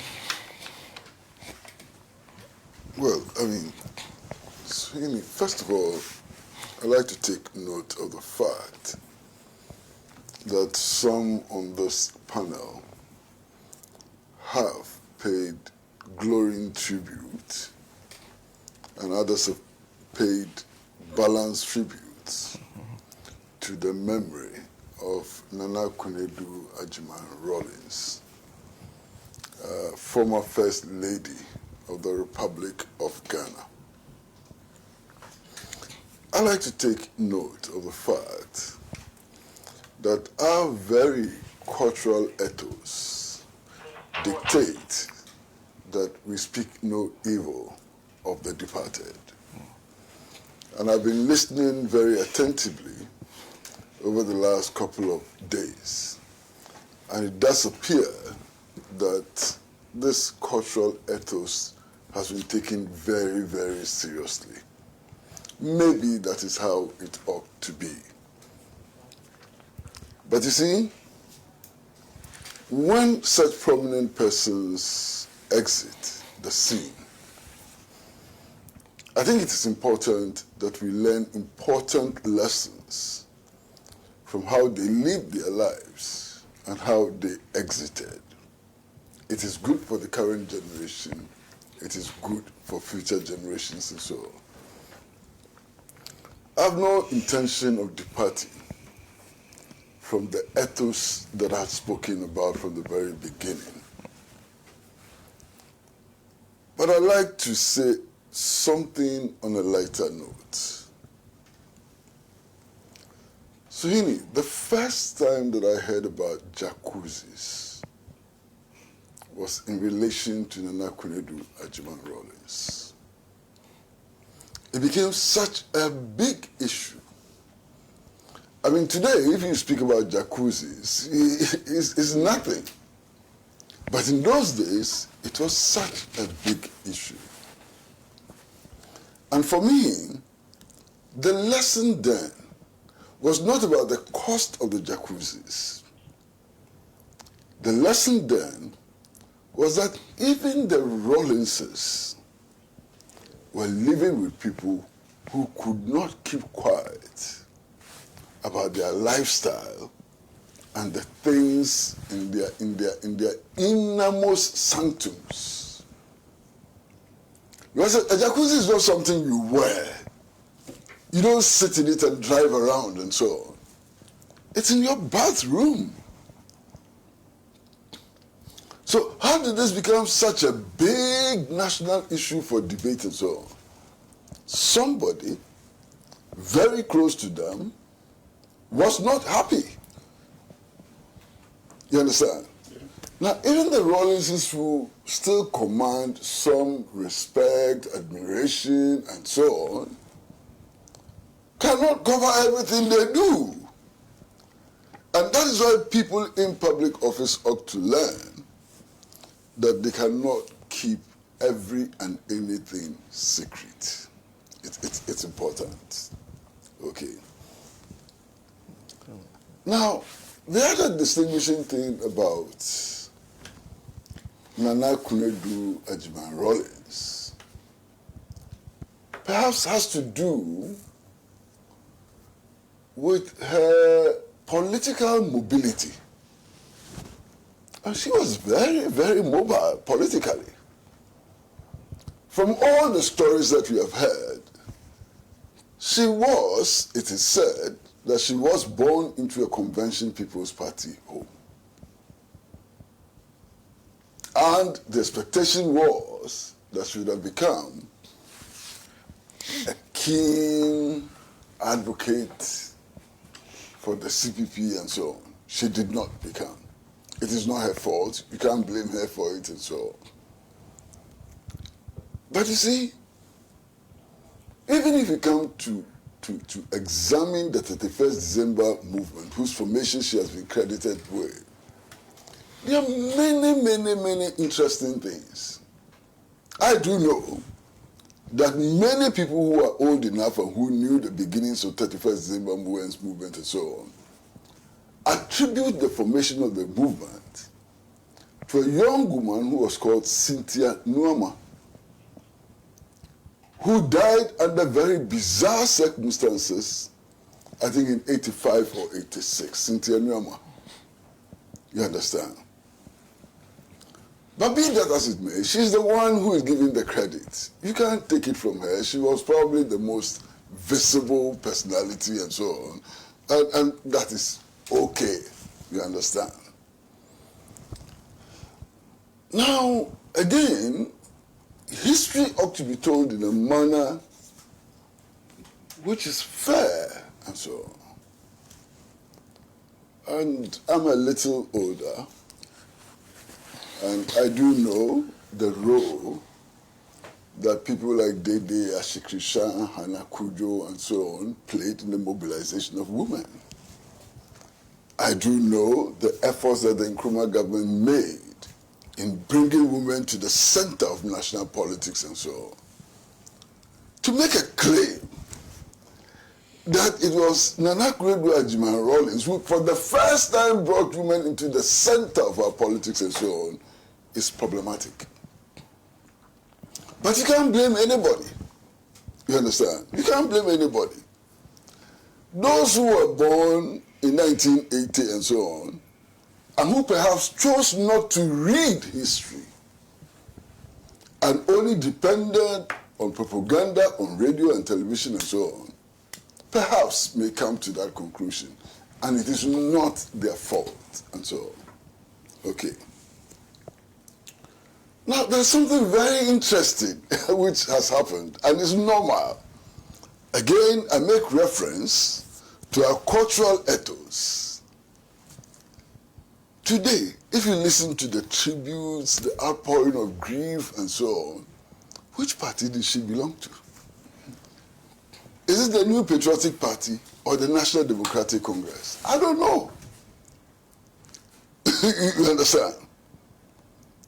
But today, did she really belong to the National Democratic Congress? Was her loyalty to the National Democratic Congress or to the New Patriotic Party? I won't even attempt to answer that. But you see, history has to be told in its fullness and with some respect for the truth and so on. You know, one of the things that has happened which I find most interesting is the statement which was signed by President John Dramani Mahama. And our president happens to be a very interesting fellow. You understand? Very interesting fellow. Obviously, Mr. Nice wants to be nice all the time, and it is fair, it is fine. That is how a president ought to be. So, His Excellency President John Dramani Mahama on this occasion is also struggling to be nice. And it is nice for him to struggle to be nice. Okay? The question which arises is, really, In the last election, who would Nana Kunedu Ajman Rawlings have preferred to win the presidential elections? I won't answer. I won't attempt to answer that question. But it's an important question. What was her preference? Whatever you say, whatever you do, somebody who was First Lady, and sometimes I really wonder what First Lady means, you understand? Because there's a history, there's an interpretation, and so on. Sometimes I really wonder. But for whatever we say and do and so on, somebody who was referred to as First Lady, all the way from 1981 to 2000, actually. About 2001, January. Must have occupied an important space in our national life. And I think it's only fitting that we extend condolences to the bereaved family.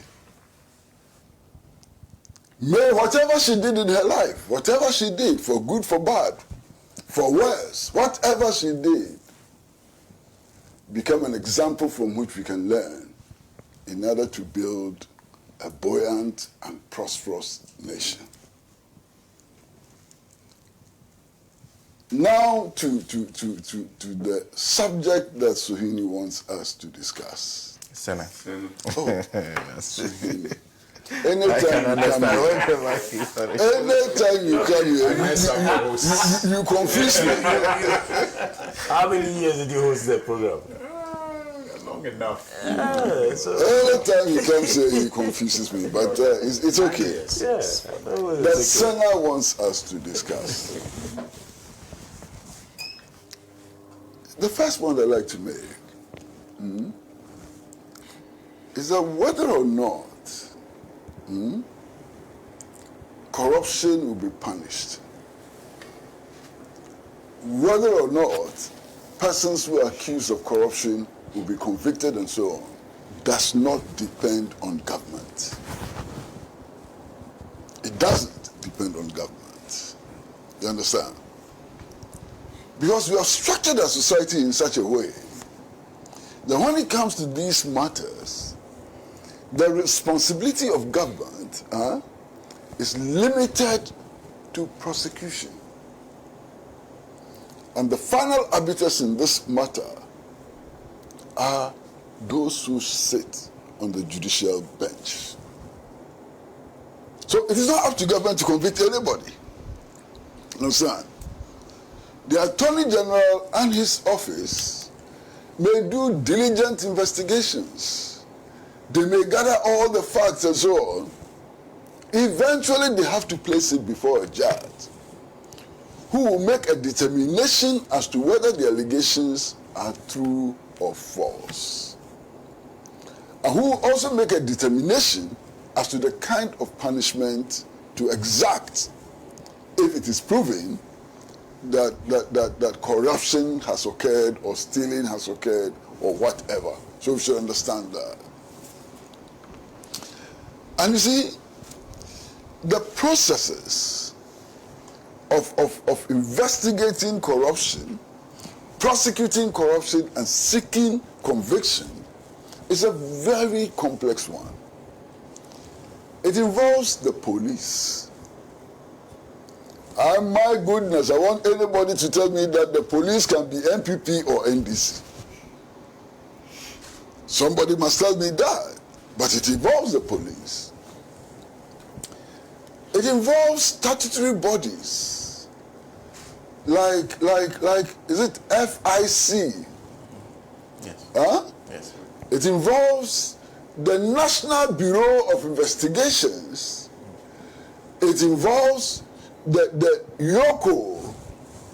It involves so many institutions which do not necessarily take their cue and direction from government, which in essence, by the Constitution, the provisions of the Constitution, are expected to act as independent organs. Okay? Now the matter is made worse by the creation of that contraption called Office of Special Prosecutor. And you know why I say that? I've taken the trouble to carefully read Article 88, clauses 1 to 6 of the Constitution. And if you read Article 88, clause 1 to 6 of the Constitution, you are left in no doubt, there's no doubt at all, that the power to prosecute is vested in only one authority, and that authority is the Attorney General. The original power to prosecute is not vested in the Office of Special Prosecutor. It is not vested in the police. It is vested in the Attorney General. Okay? So all these contraptions that we have created over the years are contraptions which in law ought to be subordinate to the Attorney General. Subordinate to the Attorney General. Okay? Is this the Constitution? Yes, sir. Thank you, sir. And I would read the Constitution in order to make my point. You see, if you take Article 88, Section 1, it says, there shall be an Attorney General of Ghana who shall be a Minister of State and principal legal advisor to the government. Clear. 2, the Attorney General shall discharge such other duties of a legal nature as may be referred to or assigned to him by the President or imposed upon him by this Constitution or any other law. 3, the Attorney General shall be responsible for the initiation and conduct of all prosecutions of criminal offenses. 3 is very clear, and I repeat it. The Attorney General shall be responsible for the initiation and conduct of all prosecutions of criminal offenses. 4, all offenses prosecuted in the name of the Republic of Ghana shall be at the suit of the Attorney General or any other person authorized by him in accordance with any law. You understand? What this means is that the special prosecutor cannot prosecute a case without the authorization of the Attorney General. The Attorney General shall be responsible for the institution and conduct of all civil cases on behalf of the state, and all civil proceedings against the state shall be instituted against the Attorney General as defendant. The Attorney General shall have audience in all courts in Ghana. So Article 88 is clear. Now you have to read Article 88 within the confines of interpretation of law. And you cannot do that outside the principle of the hierarchy of laws. In this country, laws include provisions of the Constitution, it includes laws made by Parliament, and it includes precedents in the court and so on. Now, if you look at the hierarchy of laws, every other law ought to be consistent with the provisions of the Constitution or it loses its validity. Okay? So, the Act which establishes the Office of Special Prosecution is an inferior law as compared to the provisions of the Constitution. And indeed, that law does not amend Article 88 or any section of Article 88. Now, everybody knew this. The parliamentarians who passed the Act, the president who signed the Act, all of us who made commentary about it knew that what was doing was a useless contraption. We knew it. What happened then? At the time, the NDC members of parliament decided not to oppose the act in order not to create the impression that they had become obstacles in the fight against corruption. So for some public relations reasons and so on, they allowed that act to be passed. NPP members of parliament knew the force of Article 88, and they knew that they were creating a Frankenstein monster only in looks and not in substance. But they too did not want to be seen to be obstructing a dream of their president. And they wanted to create the impression that they were taking the fight against corruption to another level and so on. So you need to top it all. Do you... Oh, please. Don't worry, please continue. So that you don't break your chain of thoughts. Please continue, don't worry, it's okay. Who would believe that Mr. Martin Amidu was appointed as the first special prosecutor by accident? Was it by accident? No. And if it was by design, what informed that design? That should tell you the whole story about the creation of the Office of Special Prosecutor. You understand what I'm saying? Now we have created that office. Whatever it is, we have created that office. But we have created that office without curing the problem that we thought existed at the time. And what was the problem? And I listened to my good friend Nana Addo Dankwa Akufo-Addo very, very clearly, former president. And he said that his objective was to ensure that prosecutions are not politically tainted. And that because as president, he is the one who appoints the Attorney General, and the Attorney General is part of his cabinet and so on.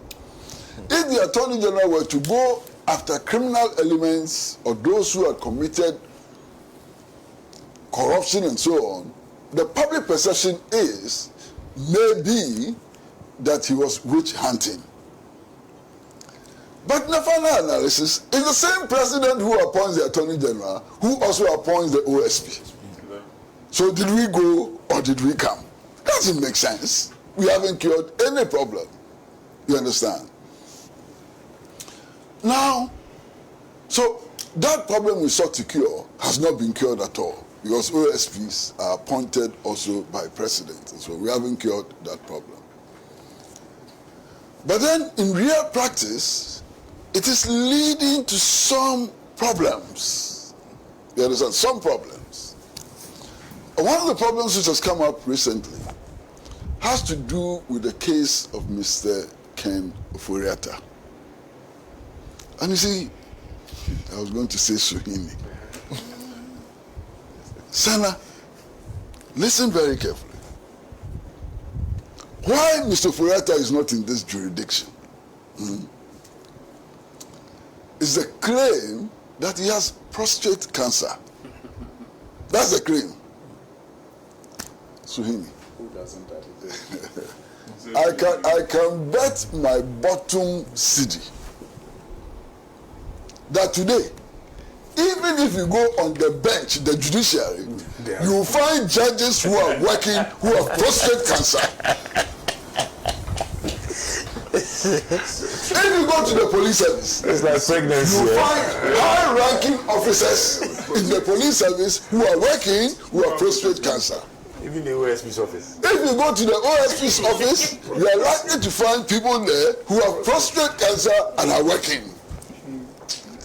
Prostate cancer is not a debilitating health condition anymore. Do you know how many people have prostate cancer? If you go to our prisons, you find people there with prostate cancer. So prostate cancer, it cannot be a sufficient excuse for not cooperating with the Office of Special Prosecutions or any other investigating authority. It cannot be a sufficient excuse. I mean, if they had said that he had something else, I don't want to mention any disease, associate anybody with any disease and so on. But if it was said that he had something else, you know, but prostate cancer, hey, my brother. It's not like malaria. Prostate cancer, you go to any of the hospitals, go to the urology department and see the lineup of persons. He has labored, he has suffered to lead his people.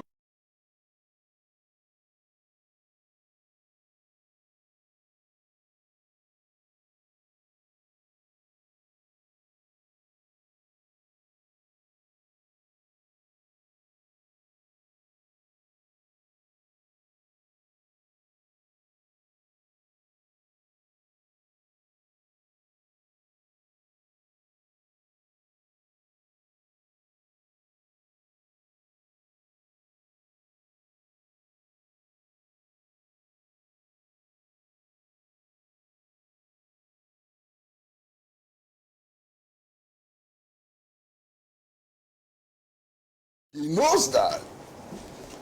But what does the OSP do? He writes a letter to the chief of staff. Clearly, from the interpretation of Article 88(1)-6, his office ought to be working under the direction of the AG. But he bypasses the AG and writes to the chief of staff, asking for some assistance to extradite Mr. Foriata. The chief of staff then writes to the AG. The AG then writes to the Office of Special Prosecutor and say, give me the docket you have in its current state. I have 2 investigators. Let them come to my office and let's start on the process. OSP says, I haven't finished the investigations. Alright? OSP says, we haven't finished the investigations. Meanwhile, the AG is asking for the docket as it is at the time of the request. He can't go. This is the problem we have created with this contraption, you know, that we have put together and so on. But you see, I want to make a point that I find most important. You see all the newspapers lying in front of us. And then you listen to public commentary. So, and it is obvious immediately that something is wrong. All those people who are being investigated and whose cases are being prepared for prosecution, none of them can be referred to as a thief or a corrupt person. They are not. Wontumi is not a thief. Hanan is not a thief. Mustafa Hamid is not a thief, and so on. The only authority who can declare them as thieves or corrupt persons is the judiciary. And there has been no judicial process leading to a determination that these allegations against them are true and therefore they are corrupt. You understand what I'm saying? In fact, under normal circumstances, most of our commentary would amount to contempt of court because they are highly prejudicial. You understand? Highly prejudicial. Yes, they are accused persons, allegations have been made against them and so on, but ultimate verdict lies with the courts. Now, the other thing which is important in this conversation is simply the fact that our system of justice is biased in favor of the elite, of the bourgeoisie. Our system of justice is deliberately class biased. And that is why those who end up in prison very, very quickly when they are accused are the shoemakers, the trotro drivers, those who steal buckets of cassava, and those who steal small goat and fowl and so on. They end up in prison very fast. Within 1 week, matter finished, the man is in prison. It is because of the class bias of our system. Master, if you have somebody who has sufficient resources, who is able to employ the best lawyers, who probably is a lodge member with a judge and so on, their cases are never settled in time. 10 years you are still in court.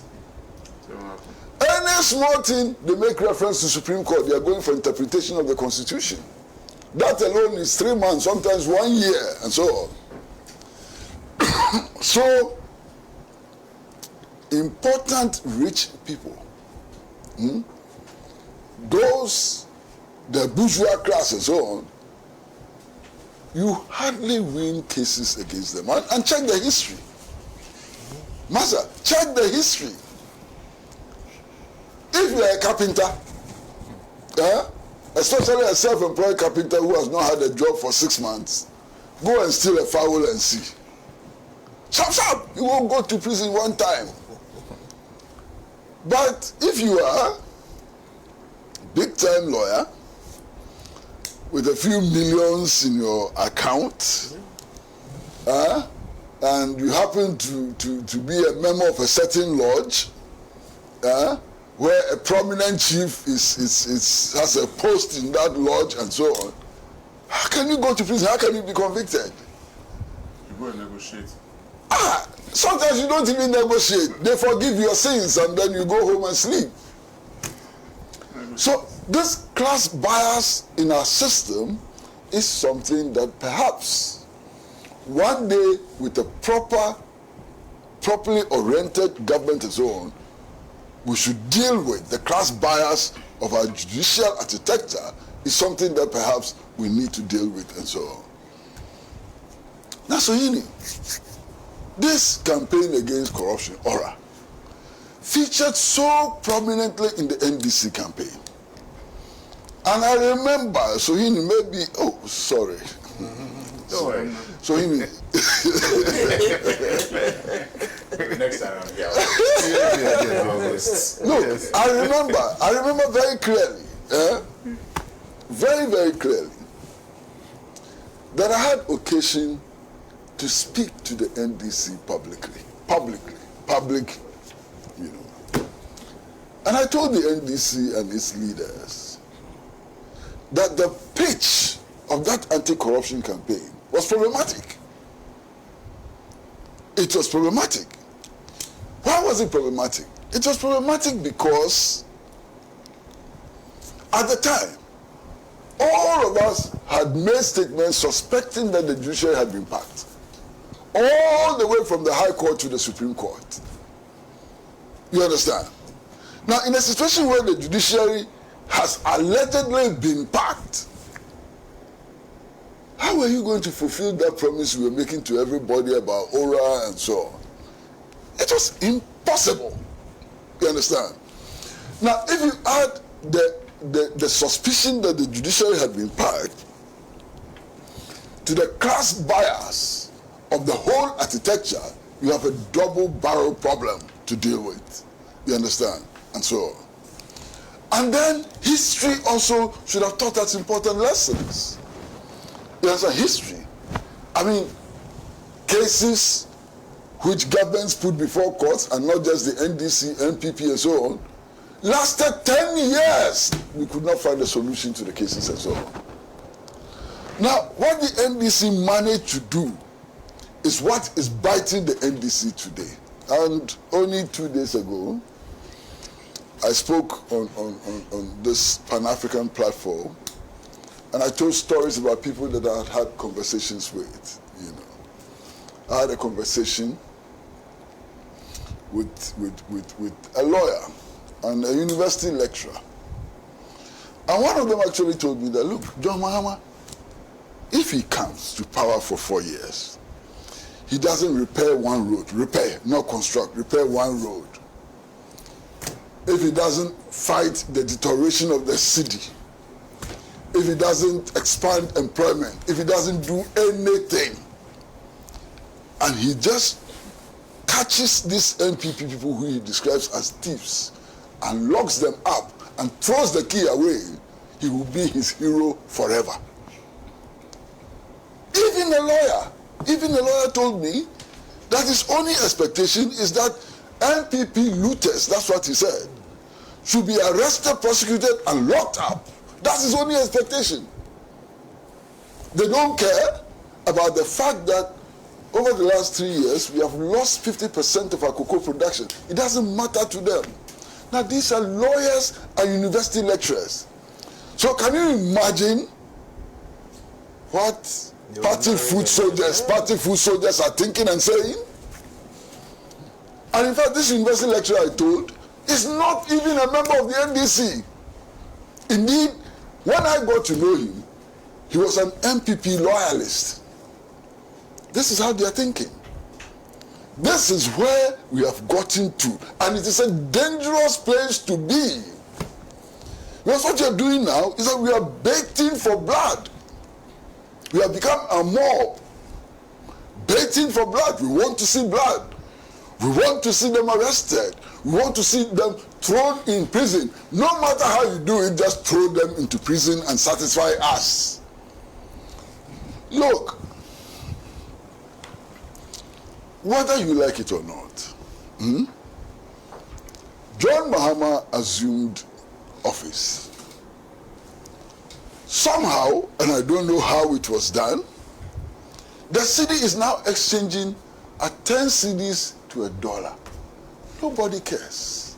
It doesn't matter. Who cares? We want them in jail. You say CD is 10 cedis to $1. You haven't jailed the people who are coming to us and saying CD is 10 cedis to $1. We don't care. He has launched the big push. You understand? I'm not even talking about it.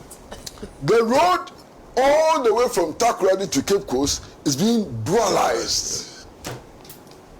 He's talking about big projects. Who cares? Nobody cares. They don't mind.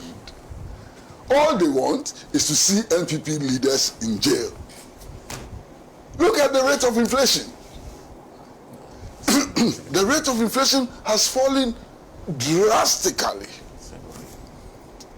Who cares? They don't care. You are wasting their time by telling them about inflation. Catch them and put them in prison. You see, so the NDC itself has created a problem for itself. Because if the focus had not been on aura, solely on aura, or so largely on aura, by now, John Mahama's administration will be applauded all over the place. Nobody wants to applaud John Mahama's administration. There are two things that the public cares about. And indeed, if you look at opinion polls and so on, and I have quite a few interesting ones which have not been made public, very serious ones, reliable ones, it has not been made public. One day, if you insist, I'll show it to you. Why? The popularity of the government is going down. Okay? Why is it going down? Two things. Galamsey and the fight against corruption. Only two things. How would anybody get into government and make his own life and future and present and so on dependent on two items? When there's so much to be done in every sector, crucial things to be done in every sector, and so on. Okay? So, to a very large extent, this is a problem that the NDC brought upon its head. Understand? When I made the statements that I referred to at the Atamils Memorial Lecture, wow, the next day, you should see the messages I got. You should see the messages I got. And I laughed. Because I knew that it would not take too long for what I was saying then to become manifest. And it is becoming manifest now. Now, you can pave our roads with gold. and make zebra crossings with diamonds and so on. They don't care. They want them arrested. They want them jailed and so on. Now, perhaps the final point that I want to make is that all Ghanaians, including members of the New Patriotic Party, have rights which should not be trampled upon. And this is an important point. All Ghanaians. All Ghanaians. Rights which must be respected. Those against whom allegations are made must be given every opportunity to defend themselves according to law. That is the kind of society we want to build. And I've said on many occasions that some of the things that happened after the overthrow of the Nkrumah government, I don't want to see them happen again. I don't want to see a repeat of the Boy Moses episode where a human being was arrested at the airport. He was actually put in a cage, tied to a moving vehicle, and driven through the principal streets of Accra. It should never happen again in this country. It should never happen again. I don't want to see the repeat of a Kanea, which happened in the Rawlings era. It's an aberration which should never happen again. You understand? I spent a considerable amount of time in prison with soldiers, other ranks, and so on. And, Master, some of the things that happened to them, you can't say. I was in military cells with Nana Okuchwe-Bekwin, then national chairman of the PNP. You know, early in the morning, they would dig a trench and ask this old man to climb into the trench. And they would fire bullets above his head. If he had a weak heart, he would have died. I was in the same cell with Okuchwe-Bekwin when his son was brought into the cell. Can you imagine the torture? And the instruction was that father and son should never talk to each other, and they were in the same cell. And they didn't talk to each other because of fear. And so, can you imagine the torture? Lieutenant Dennis. I was in the same cell with Lieutenant Dennis. You know, at night, you hear the armored cars roll in, and Lieutenant Dennis will be put in an armored car, and he'll be gone until dawn. And by the time they bring him at dawn, there'll be sand in his nose, ears, and mouth. Sea sand. Obviously, they took him to the beach. And he can't move an arm. And he'll be lying there for dead. After 2-3 days, he starts to move his hand. Then he starts exercising until he begins to feel normal. Then they come for him again and repeat that treatment. These things should never happen again. We have to make a commitment to respecting the dignity of our citizens. We have to make a commitment to protecting the liberties of our people, their rights and so on. So yes, we have to fight corruption. Yes, those who have allegedly stolen money and so on, we should retrieve them, but not at the expense of anybody's liberty and rights. And this point must be made as strongly as possible. Okay? Look, when I gave the Mills Memorial Lectures, I predicted, and I'm sure that Sana, you were there, and Suhini, I suspect you were there. I boldly predicted at the time that His Excellency John Dramani Mahama would become the next president, that he would be elected president. Because you could feel, you knew what was happening. You looked at the prices of food. It had gone up by 500% and so on. You could tell that change was imminent and so on. Today, there are things that we can still feel and tell, and that is this poison, this poison which has been sown in the system. The government only does well if it catches NPP people and throws them in jail.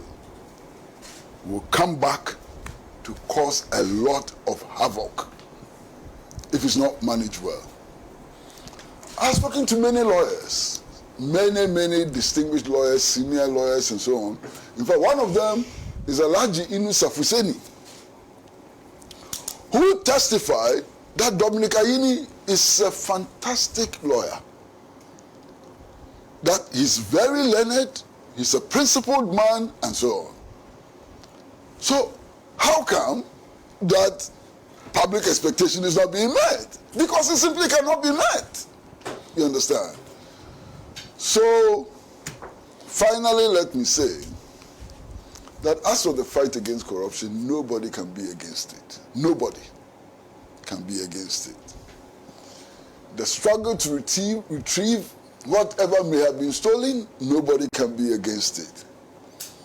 The struggle to establish some sanity in public administration, nobody can be against it. But there are real constraints which we need to appreciate. Finito. Thank you. Thank you very much. In fact, I've witnessed Dr. Ayine in action. I recall when he was Deputy Attorney General. So very good lawyer. Very good lawyer. Just that, like you said, if you've ever sat through court proceedings before, and you've been a journalist in a case for 3 years, and it's not ending, you'll understand what Kwame Kwesibat is saying. Yes. Just a few comments before we move on to the very next discussion. Because with the issue of corruption in Ghana, it's very dangerous, and it affects the whole fabric of our society. Everywhere you find yourself is about quick money, quest to amass wealth. No one questions the source of quick money and massive wealth. Every sector in the country is a culprit, from the church, the mosque, executive, legislature, judiciary, the media, civil society, streets, markets, schools, universities, health centers, and hospitals, among others. That's from Dr. Zuberu, who sent that. Thank you, Doc. Hadi in this is Musa Abatuafes. I'm quite impressed with the AG's encounter with the press. His detailed breakdown of the various corruption cases being pursued shows seriousness and commitment to justice. I wish the charges had been filed in court before the press briefing, because sometimes early public disclosure gives room for corporates to employ legal gymnastics to delay the process. That's an interesting one. There's no way he would have said those things he said at the press conference if he had filed a case in court. This is Hadi in Pig Farm, says, good morning. No regime since independence has stolen as much as this create Lutension and Ado Baumia appointees. This nation record should not rule Mother Ghana again. That's coming from Hadi in Pig Farm. We have to move on to our very next discussion, latest development in the MPP race. Of note is actually the meeting that President Akufo-Addo held with the aspirants. We have to be very brief on this issue. I'll start with the man from the New Patriotic Party, on this one. Well, obviously it's my party, and yes. We are going through our internal elections to choose the next flag bearer, who hopefully will become the next president of Ghana in 2028. And I'm sure you may know, I'm a die-hard supporter of Dr. Baumia, and the idea of giving him a second chance or another chance to sell himself to the people of Ghana. I mean, he's the most marketed amongst the lot. Brian Champon I've known personally, even before Parliament, and also in Parliament. He's also very good, competent, has the capacity. Kennedy Japan, I have my question marks. I don't think that he has what it takes to run Ghana. That is my view. And I think I've made that also personally known to him. I mean, I've lived with him in Tema in the past and all that. But his thought process, the way he acts before, sometimes he even gets the full facts. Look, running a state is a complicated issue. It is not like running a business. You can run a business and let it fail. But when you are running a state, it is your life and my life. our lives, the lives of our unborn children and the future. So you need steady, very competent hands, and I know that people in the New Patriotic Party are going to take a very good decision come 31st January to give Dr. Bawumia a second chance for us to move forward. To the question you asked on the breakfast that Nado had with the aspirants, I think as a statesman, he's trying to, or as a former president on the ticket of the New Patriotic Party, he's trying to ease the tension within the party, because there are obviously fan bases, blocks, support blocks, and all that coming out in support of different candidates within the race. And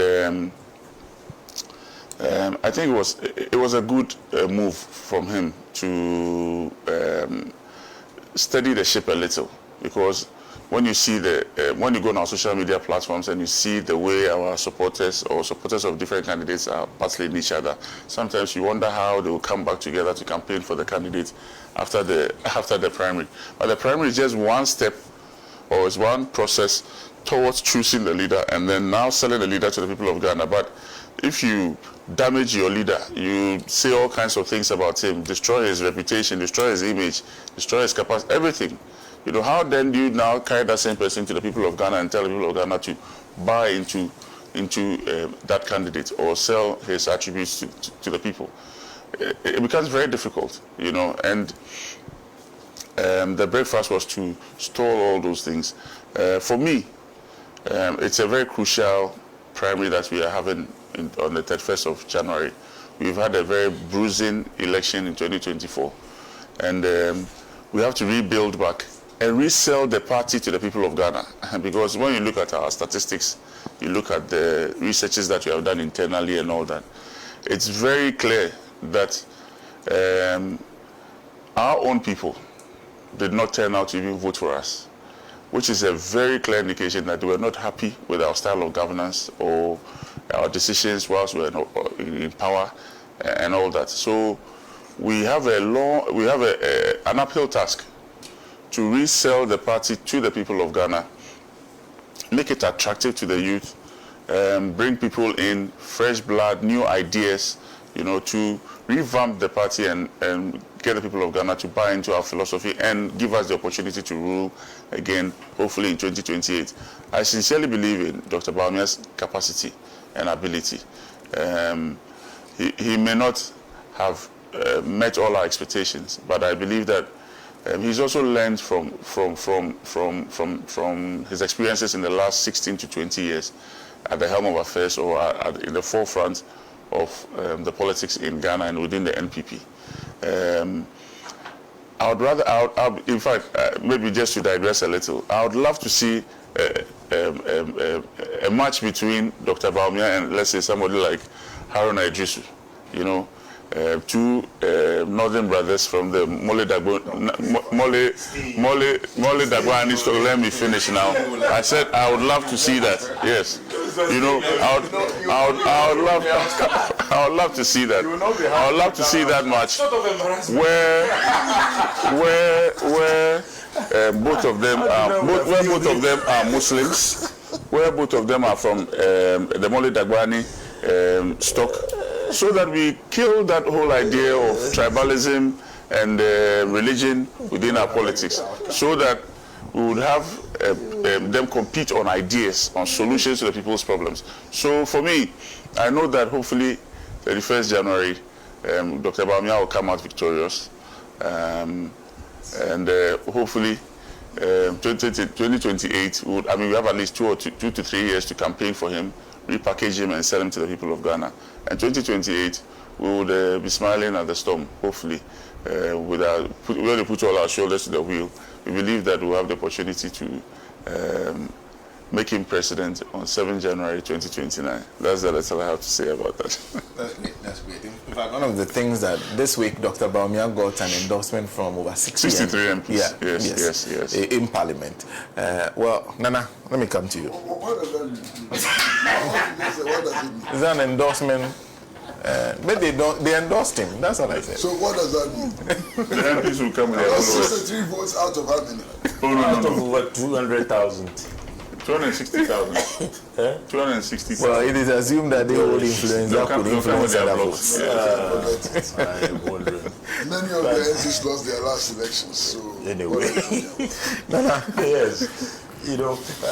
So Uncle Kwesi ended on a note of commitment, and I would want to say also that the current the ongoing cases, Uncle Kwesi, is a test of Ghana's commitment to equal justice. It is our test to equal justice, because if I was involved in any of these cases and I'm in Russia, tomorrow they'll bring me home. It's a test to equal justice. Now moving on. I do not think the NPP should ever dream of wanting to match Baumia with Haruna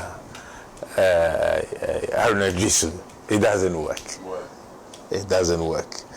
Sometimes when you are wishing for things, you wish for good things, not an embarrassment. You want to compare somebody who has been committed to his party and to his place of origination from birth, to somebody who was given an opportunity and the person was not even able to execute the opportunity given. When you take $1 from 4 cedis and you end it up at 17 Ghana cedis, and you want us to clap for you, I wonder where that is coming from. But moving on, see, as for the breakfast meeting, I termed it as a match I do about nothing. It was rather an exhibition of, quote unquote, I still have my grips on the party. It was a showmanship and nothing more. When you have led a party to a state of it declining, and you do not even put in a structure to investigate what had caused such an unprecedented and an embarrassing defeat, and you rather would commit time and resources to breakfast meetings, then you are not committed to resurrecting the party. So now, what we saw happen to NPP in 2024 election is something that no one would ever wish did occur. You understand me? We left the NPP stating certain facts and stating above all that the party had become like a handkerchief and is in the pockets of some few people. We thought after such an embarrassing defeat they would deal with the matter, but rather they put in structures and strategies to still protect what had caused their defeat. So embarrassing. And you heard it from the likes of Woon to me and what was the gentleman's name, and Kwame Bafu, that whatever structures they had put in place, whatever plan that had been triggered, was all to protect one candidate. Why should it be so?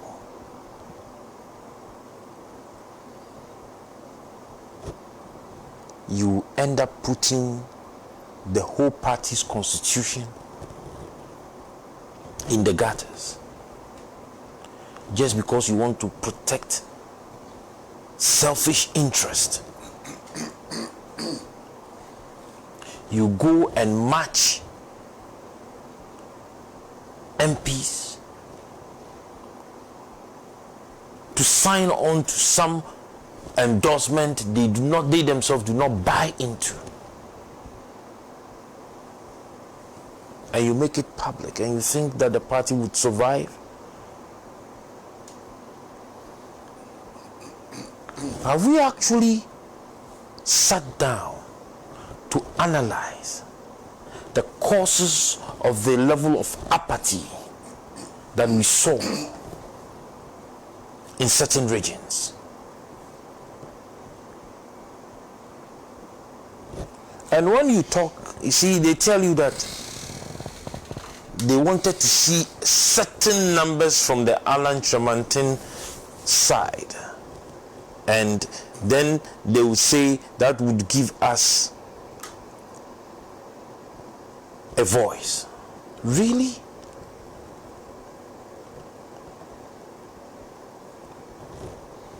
This kind of logic cannot be interpreted politically.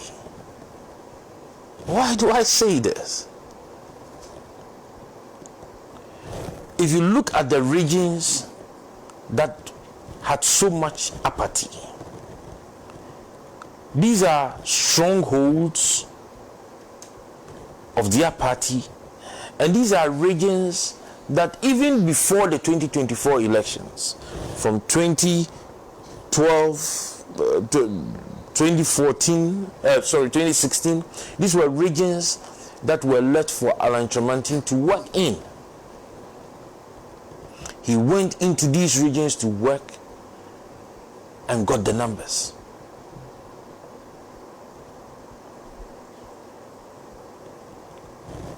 The party they are in now is not dealing with the structures and the breakdowns. But fortunately for us, what we are happy about is that we have been able to salvage the values, the ideologies, and the spirit of the party away, leaving that empty space for them to play. The party is declining, is broken. I took a laugh when I heard Kabiru say they are taking the United Party to court. Not because we are taking the name or to challenge the use of the name, but to challenge the ideologies and the values of the party. Then I asked myself, does the Electoral Commission register values and ideologies?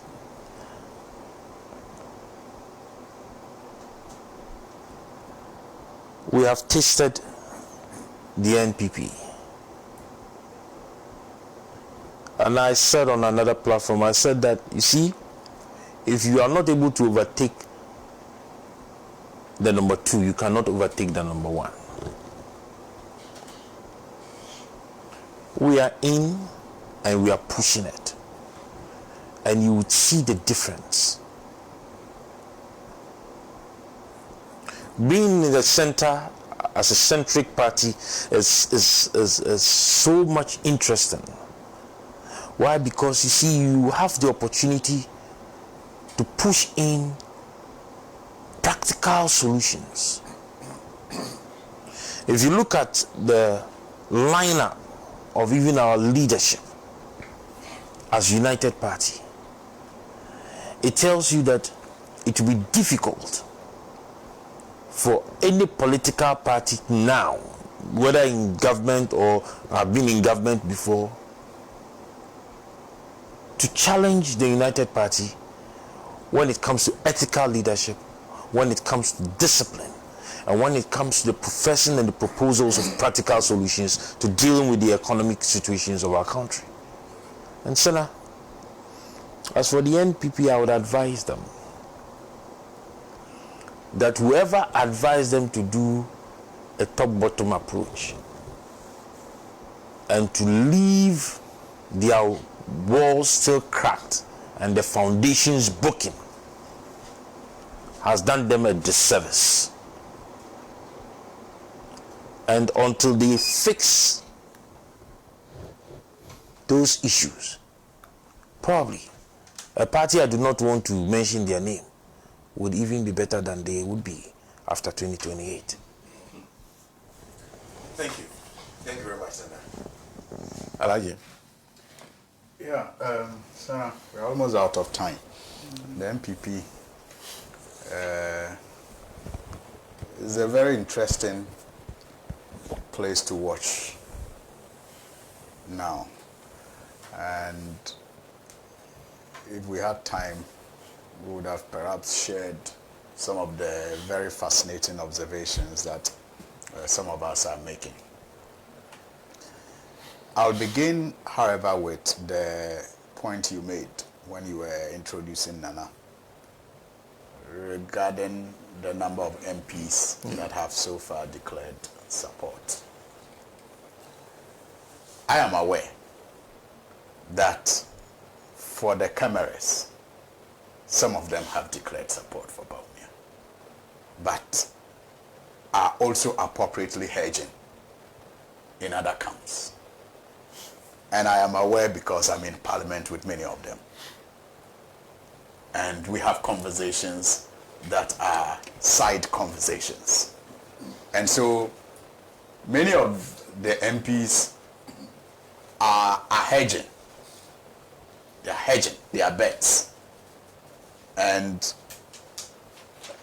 that should give the camp of Dr. Bawumia something to worry about, because you may not be able to, be very certain about which of the MPs are absolutely for you and those who are not. Fear delegates. Fear delegates, thank you. And so you can go to bed thinking that, okay, these 63 constituencies, the MPs there are working for us because they have declared. And when the results come, that's just what I will say on that.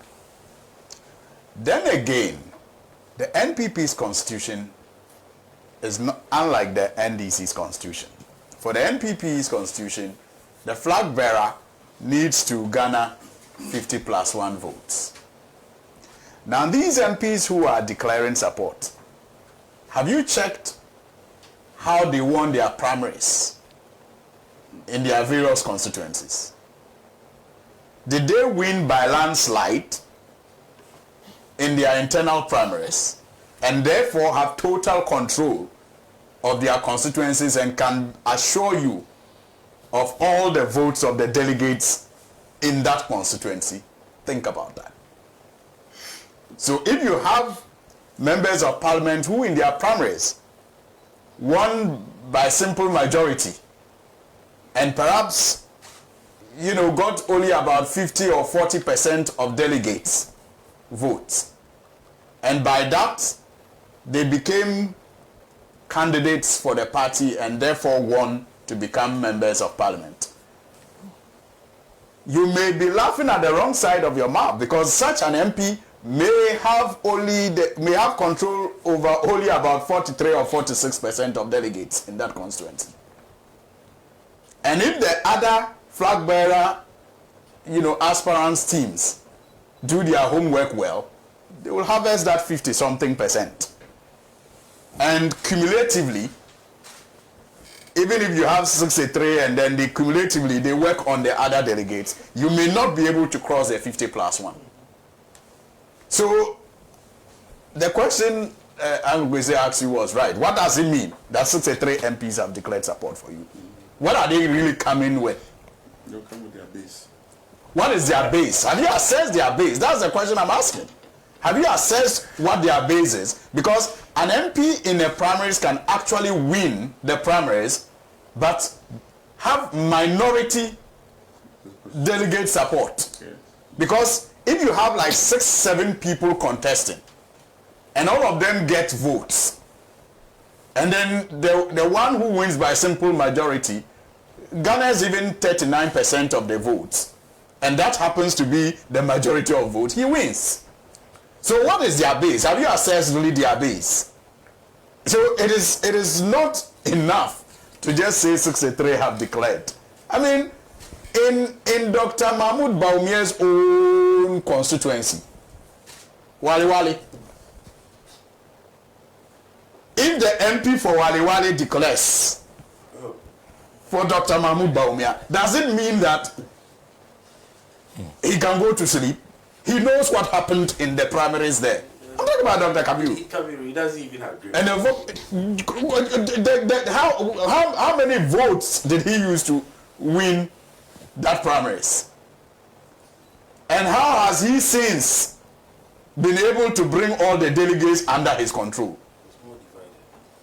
It's maybe worse than it was at the time. So what does it mean? It's an important question when they say 63, MPs have declared support. The Reverend team has said that he is for Bawumia, but he cannot tell whether his people. I have told you that, you see, some of them are hedging very intelligently.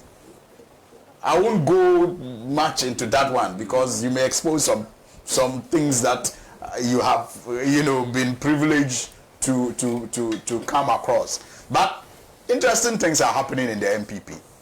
Then the second issue is the breakfast meeting that the former president had with the flag bearer aspirants. Very, very interesting. You see, politics, like life, can sometimes be a very, very selfish enterprise. All I saw when I watched excerpts of that breakfast meeting and read the communication that came from the former president's office after the breakfast meeting was a man in search of redemption of his image. That's all I saw. The man being the former president, Nana Akufo-Addo. I mean, if you can read through the lines and watch the optics and the nuances, you will know that this had very little to do with the NPP. It had very little to do with the contest. It was about a man who is desperately in search of a redemption of his image. Clearly, he has seen that his legacy is the reason why the party is in the shape that it is in. And so, no one is even that proud to associate with that legacy or himself. Not even his vice president is proud to associate with that legacy. And so he feels ostracized. He feels ostracized. He feels left out. And so some of his sympathizers and his team members thought that it was an opportunity to create a platform that will make him still look relevant. That's all I saw. Please, you have to wrap up on that note because the time. I can see me is so excited that you are telling me to wrap up. Correct. Because it's interesting. But like I said, there are very interesting developments in the NPP, but we don't have time to exhaust all of that. But I just wish them well. I find it interesting that almost every party that loses elections since 1990, since 2000, because that's when the NDC also lost, have always said that our people didn't come out to vote. I wonder who our people are. Thank you. Thank you. Thank you. Yeah. Thank you very much. This week I found out that Mr. Pratt has been, at least knows what an Nanado breakfast looks like. Over to you. Oh, the breakfast meeting was very, very good. Excellent. I mean, you could tell from the smiles on the faces of the people who were there. Really? And I was wondering just what they were fed. I've just been wondering, what did they eat? Why were they so happy? So the cook must have been exceptional. And the ingredients must have been very, very fresh, you know. The other thing I noticed at this breakfast meeting, which was very interesting, was that some had overflowing plates, and some had plates which were just loaded to the brim. And I saw Kennedy Akumpreku's plate; it wasn't full at all. And I was wondering why. Did he eat before coming there, or what? You know. So it was an exciting breakfast, and I think we have to, you know, recognize that. As for the claims, last week or this week, I saw 3 different polls. Charlie, pointing in different directions. Who are they deceiving? These fools who didn't help them in the last election, it's the same thing they are all doing. Some say Baumia will get 72%. The other one said, oh, Kennedy Japan had taken the lead and Baumia is trailing. And then there's another one who says that, oh, Brian Achampong is in the commanding lead and so on. But in all of this, there were 2 people who no poll said they were going to win. And I was reading the poll results and I said, what happened? Is it an indication of the depth of their pockets or what? I don't know. These pollsters are beginning to sound and look like the bishops and archbishops. Finish. Thank you. Who are those 2 people? There are 5. You don't know that. So there are 2 people who the post never He's mentioned 3, and they are 5. Well, thank you very much. Before we go, just okay. So this is briefly to El Emerald Ariela Nyamie Mako Adao. You were duly named today. Welcome to the world. I hope the world is kind to you. El Emerald Ariela Nyamie Mako Adao. That's a long name. Congratulations to Mr. and Mrs. Samuel and Lizzie Adao. And of course, a happy birthday to a few people. Prince Onassis Atipo. Also to Erica Jekum. I spent time with him in the Gold Newsroom. And Priscilla Hemans, who is now Mrs. Mrs. Osu Seche. And of course, a happy birthday to Nafisa Freeman, who I know is watching us currently. And to my good friend, Cynthia Beckley. Congratulations to a happy birthday to all of you. And of course, I extend my condolences to Mr. David Kupia, who is burying his mom, Madame Philomena Segbefia Kupia today. Madame Philomena Segbefia Kupia, so condolences to you. We'll see you same time next week with another edition of the Mother World Talk Shows. Alhaji and Alhaji. Big thank you to Comrade Pratt as usual, General Secretary Socialist Movement of Ghana. And of course, when Alassane Suhini is here, It confuses me. we have 2 hosts. It confuses me all the time. We have 2 I think hosts. what we need to do is when it gets to your turn, you should change. But when is Nancy coming on the show? Nancy is celebrating her school. Only at 75. We've been inviting Nancy for 2 years. She has refused to come. Why? That I can tell.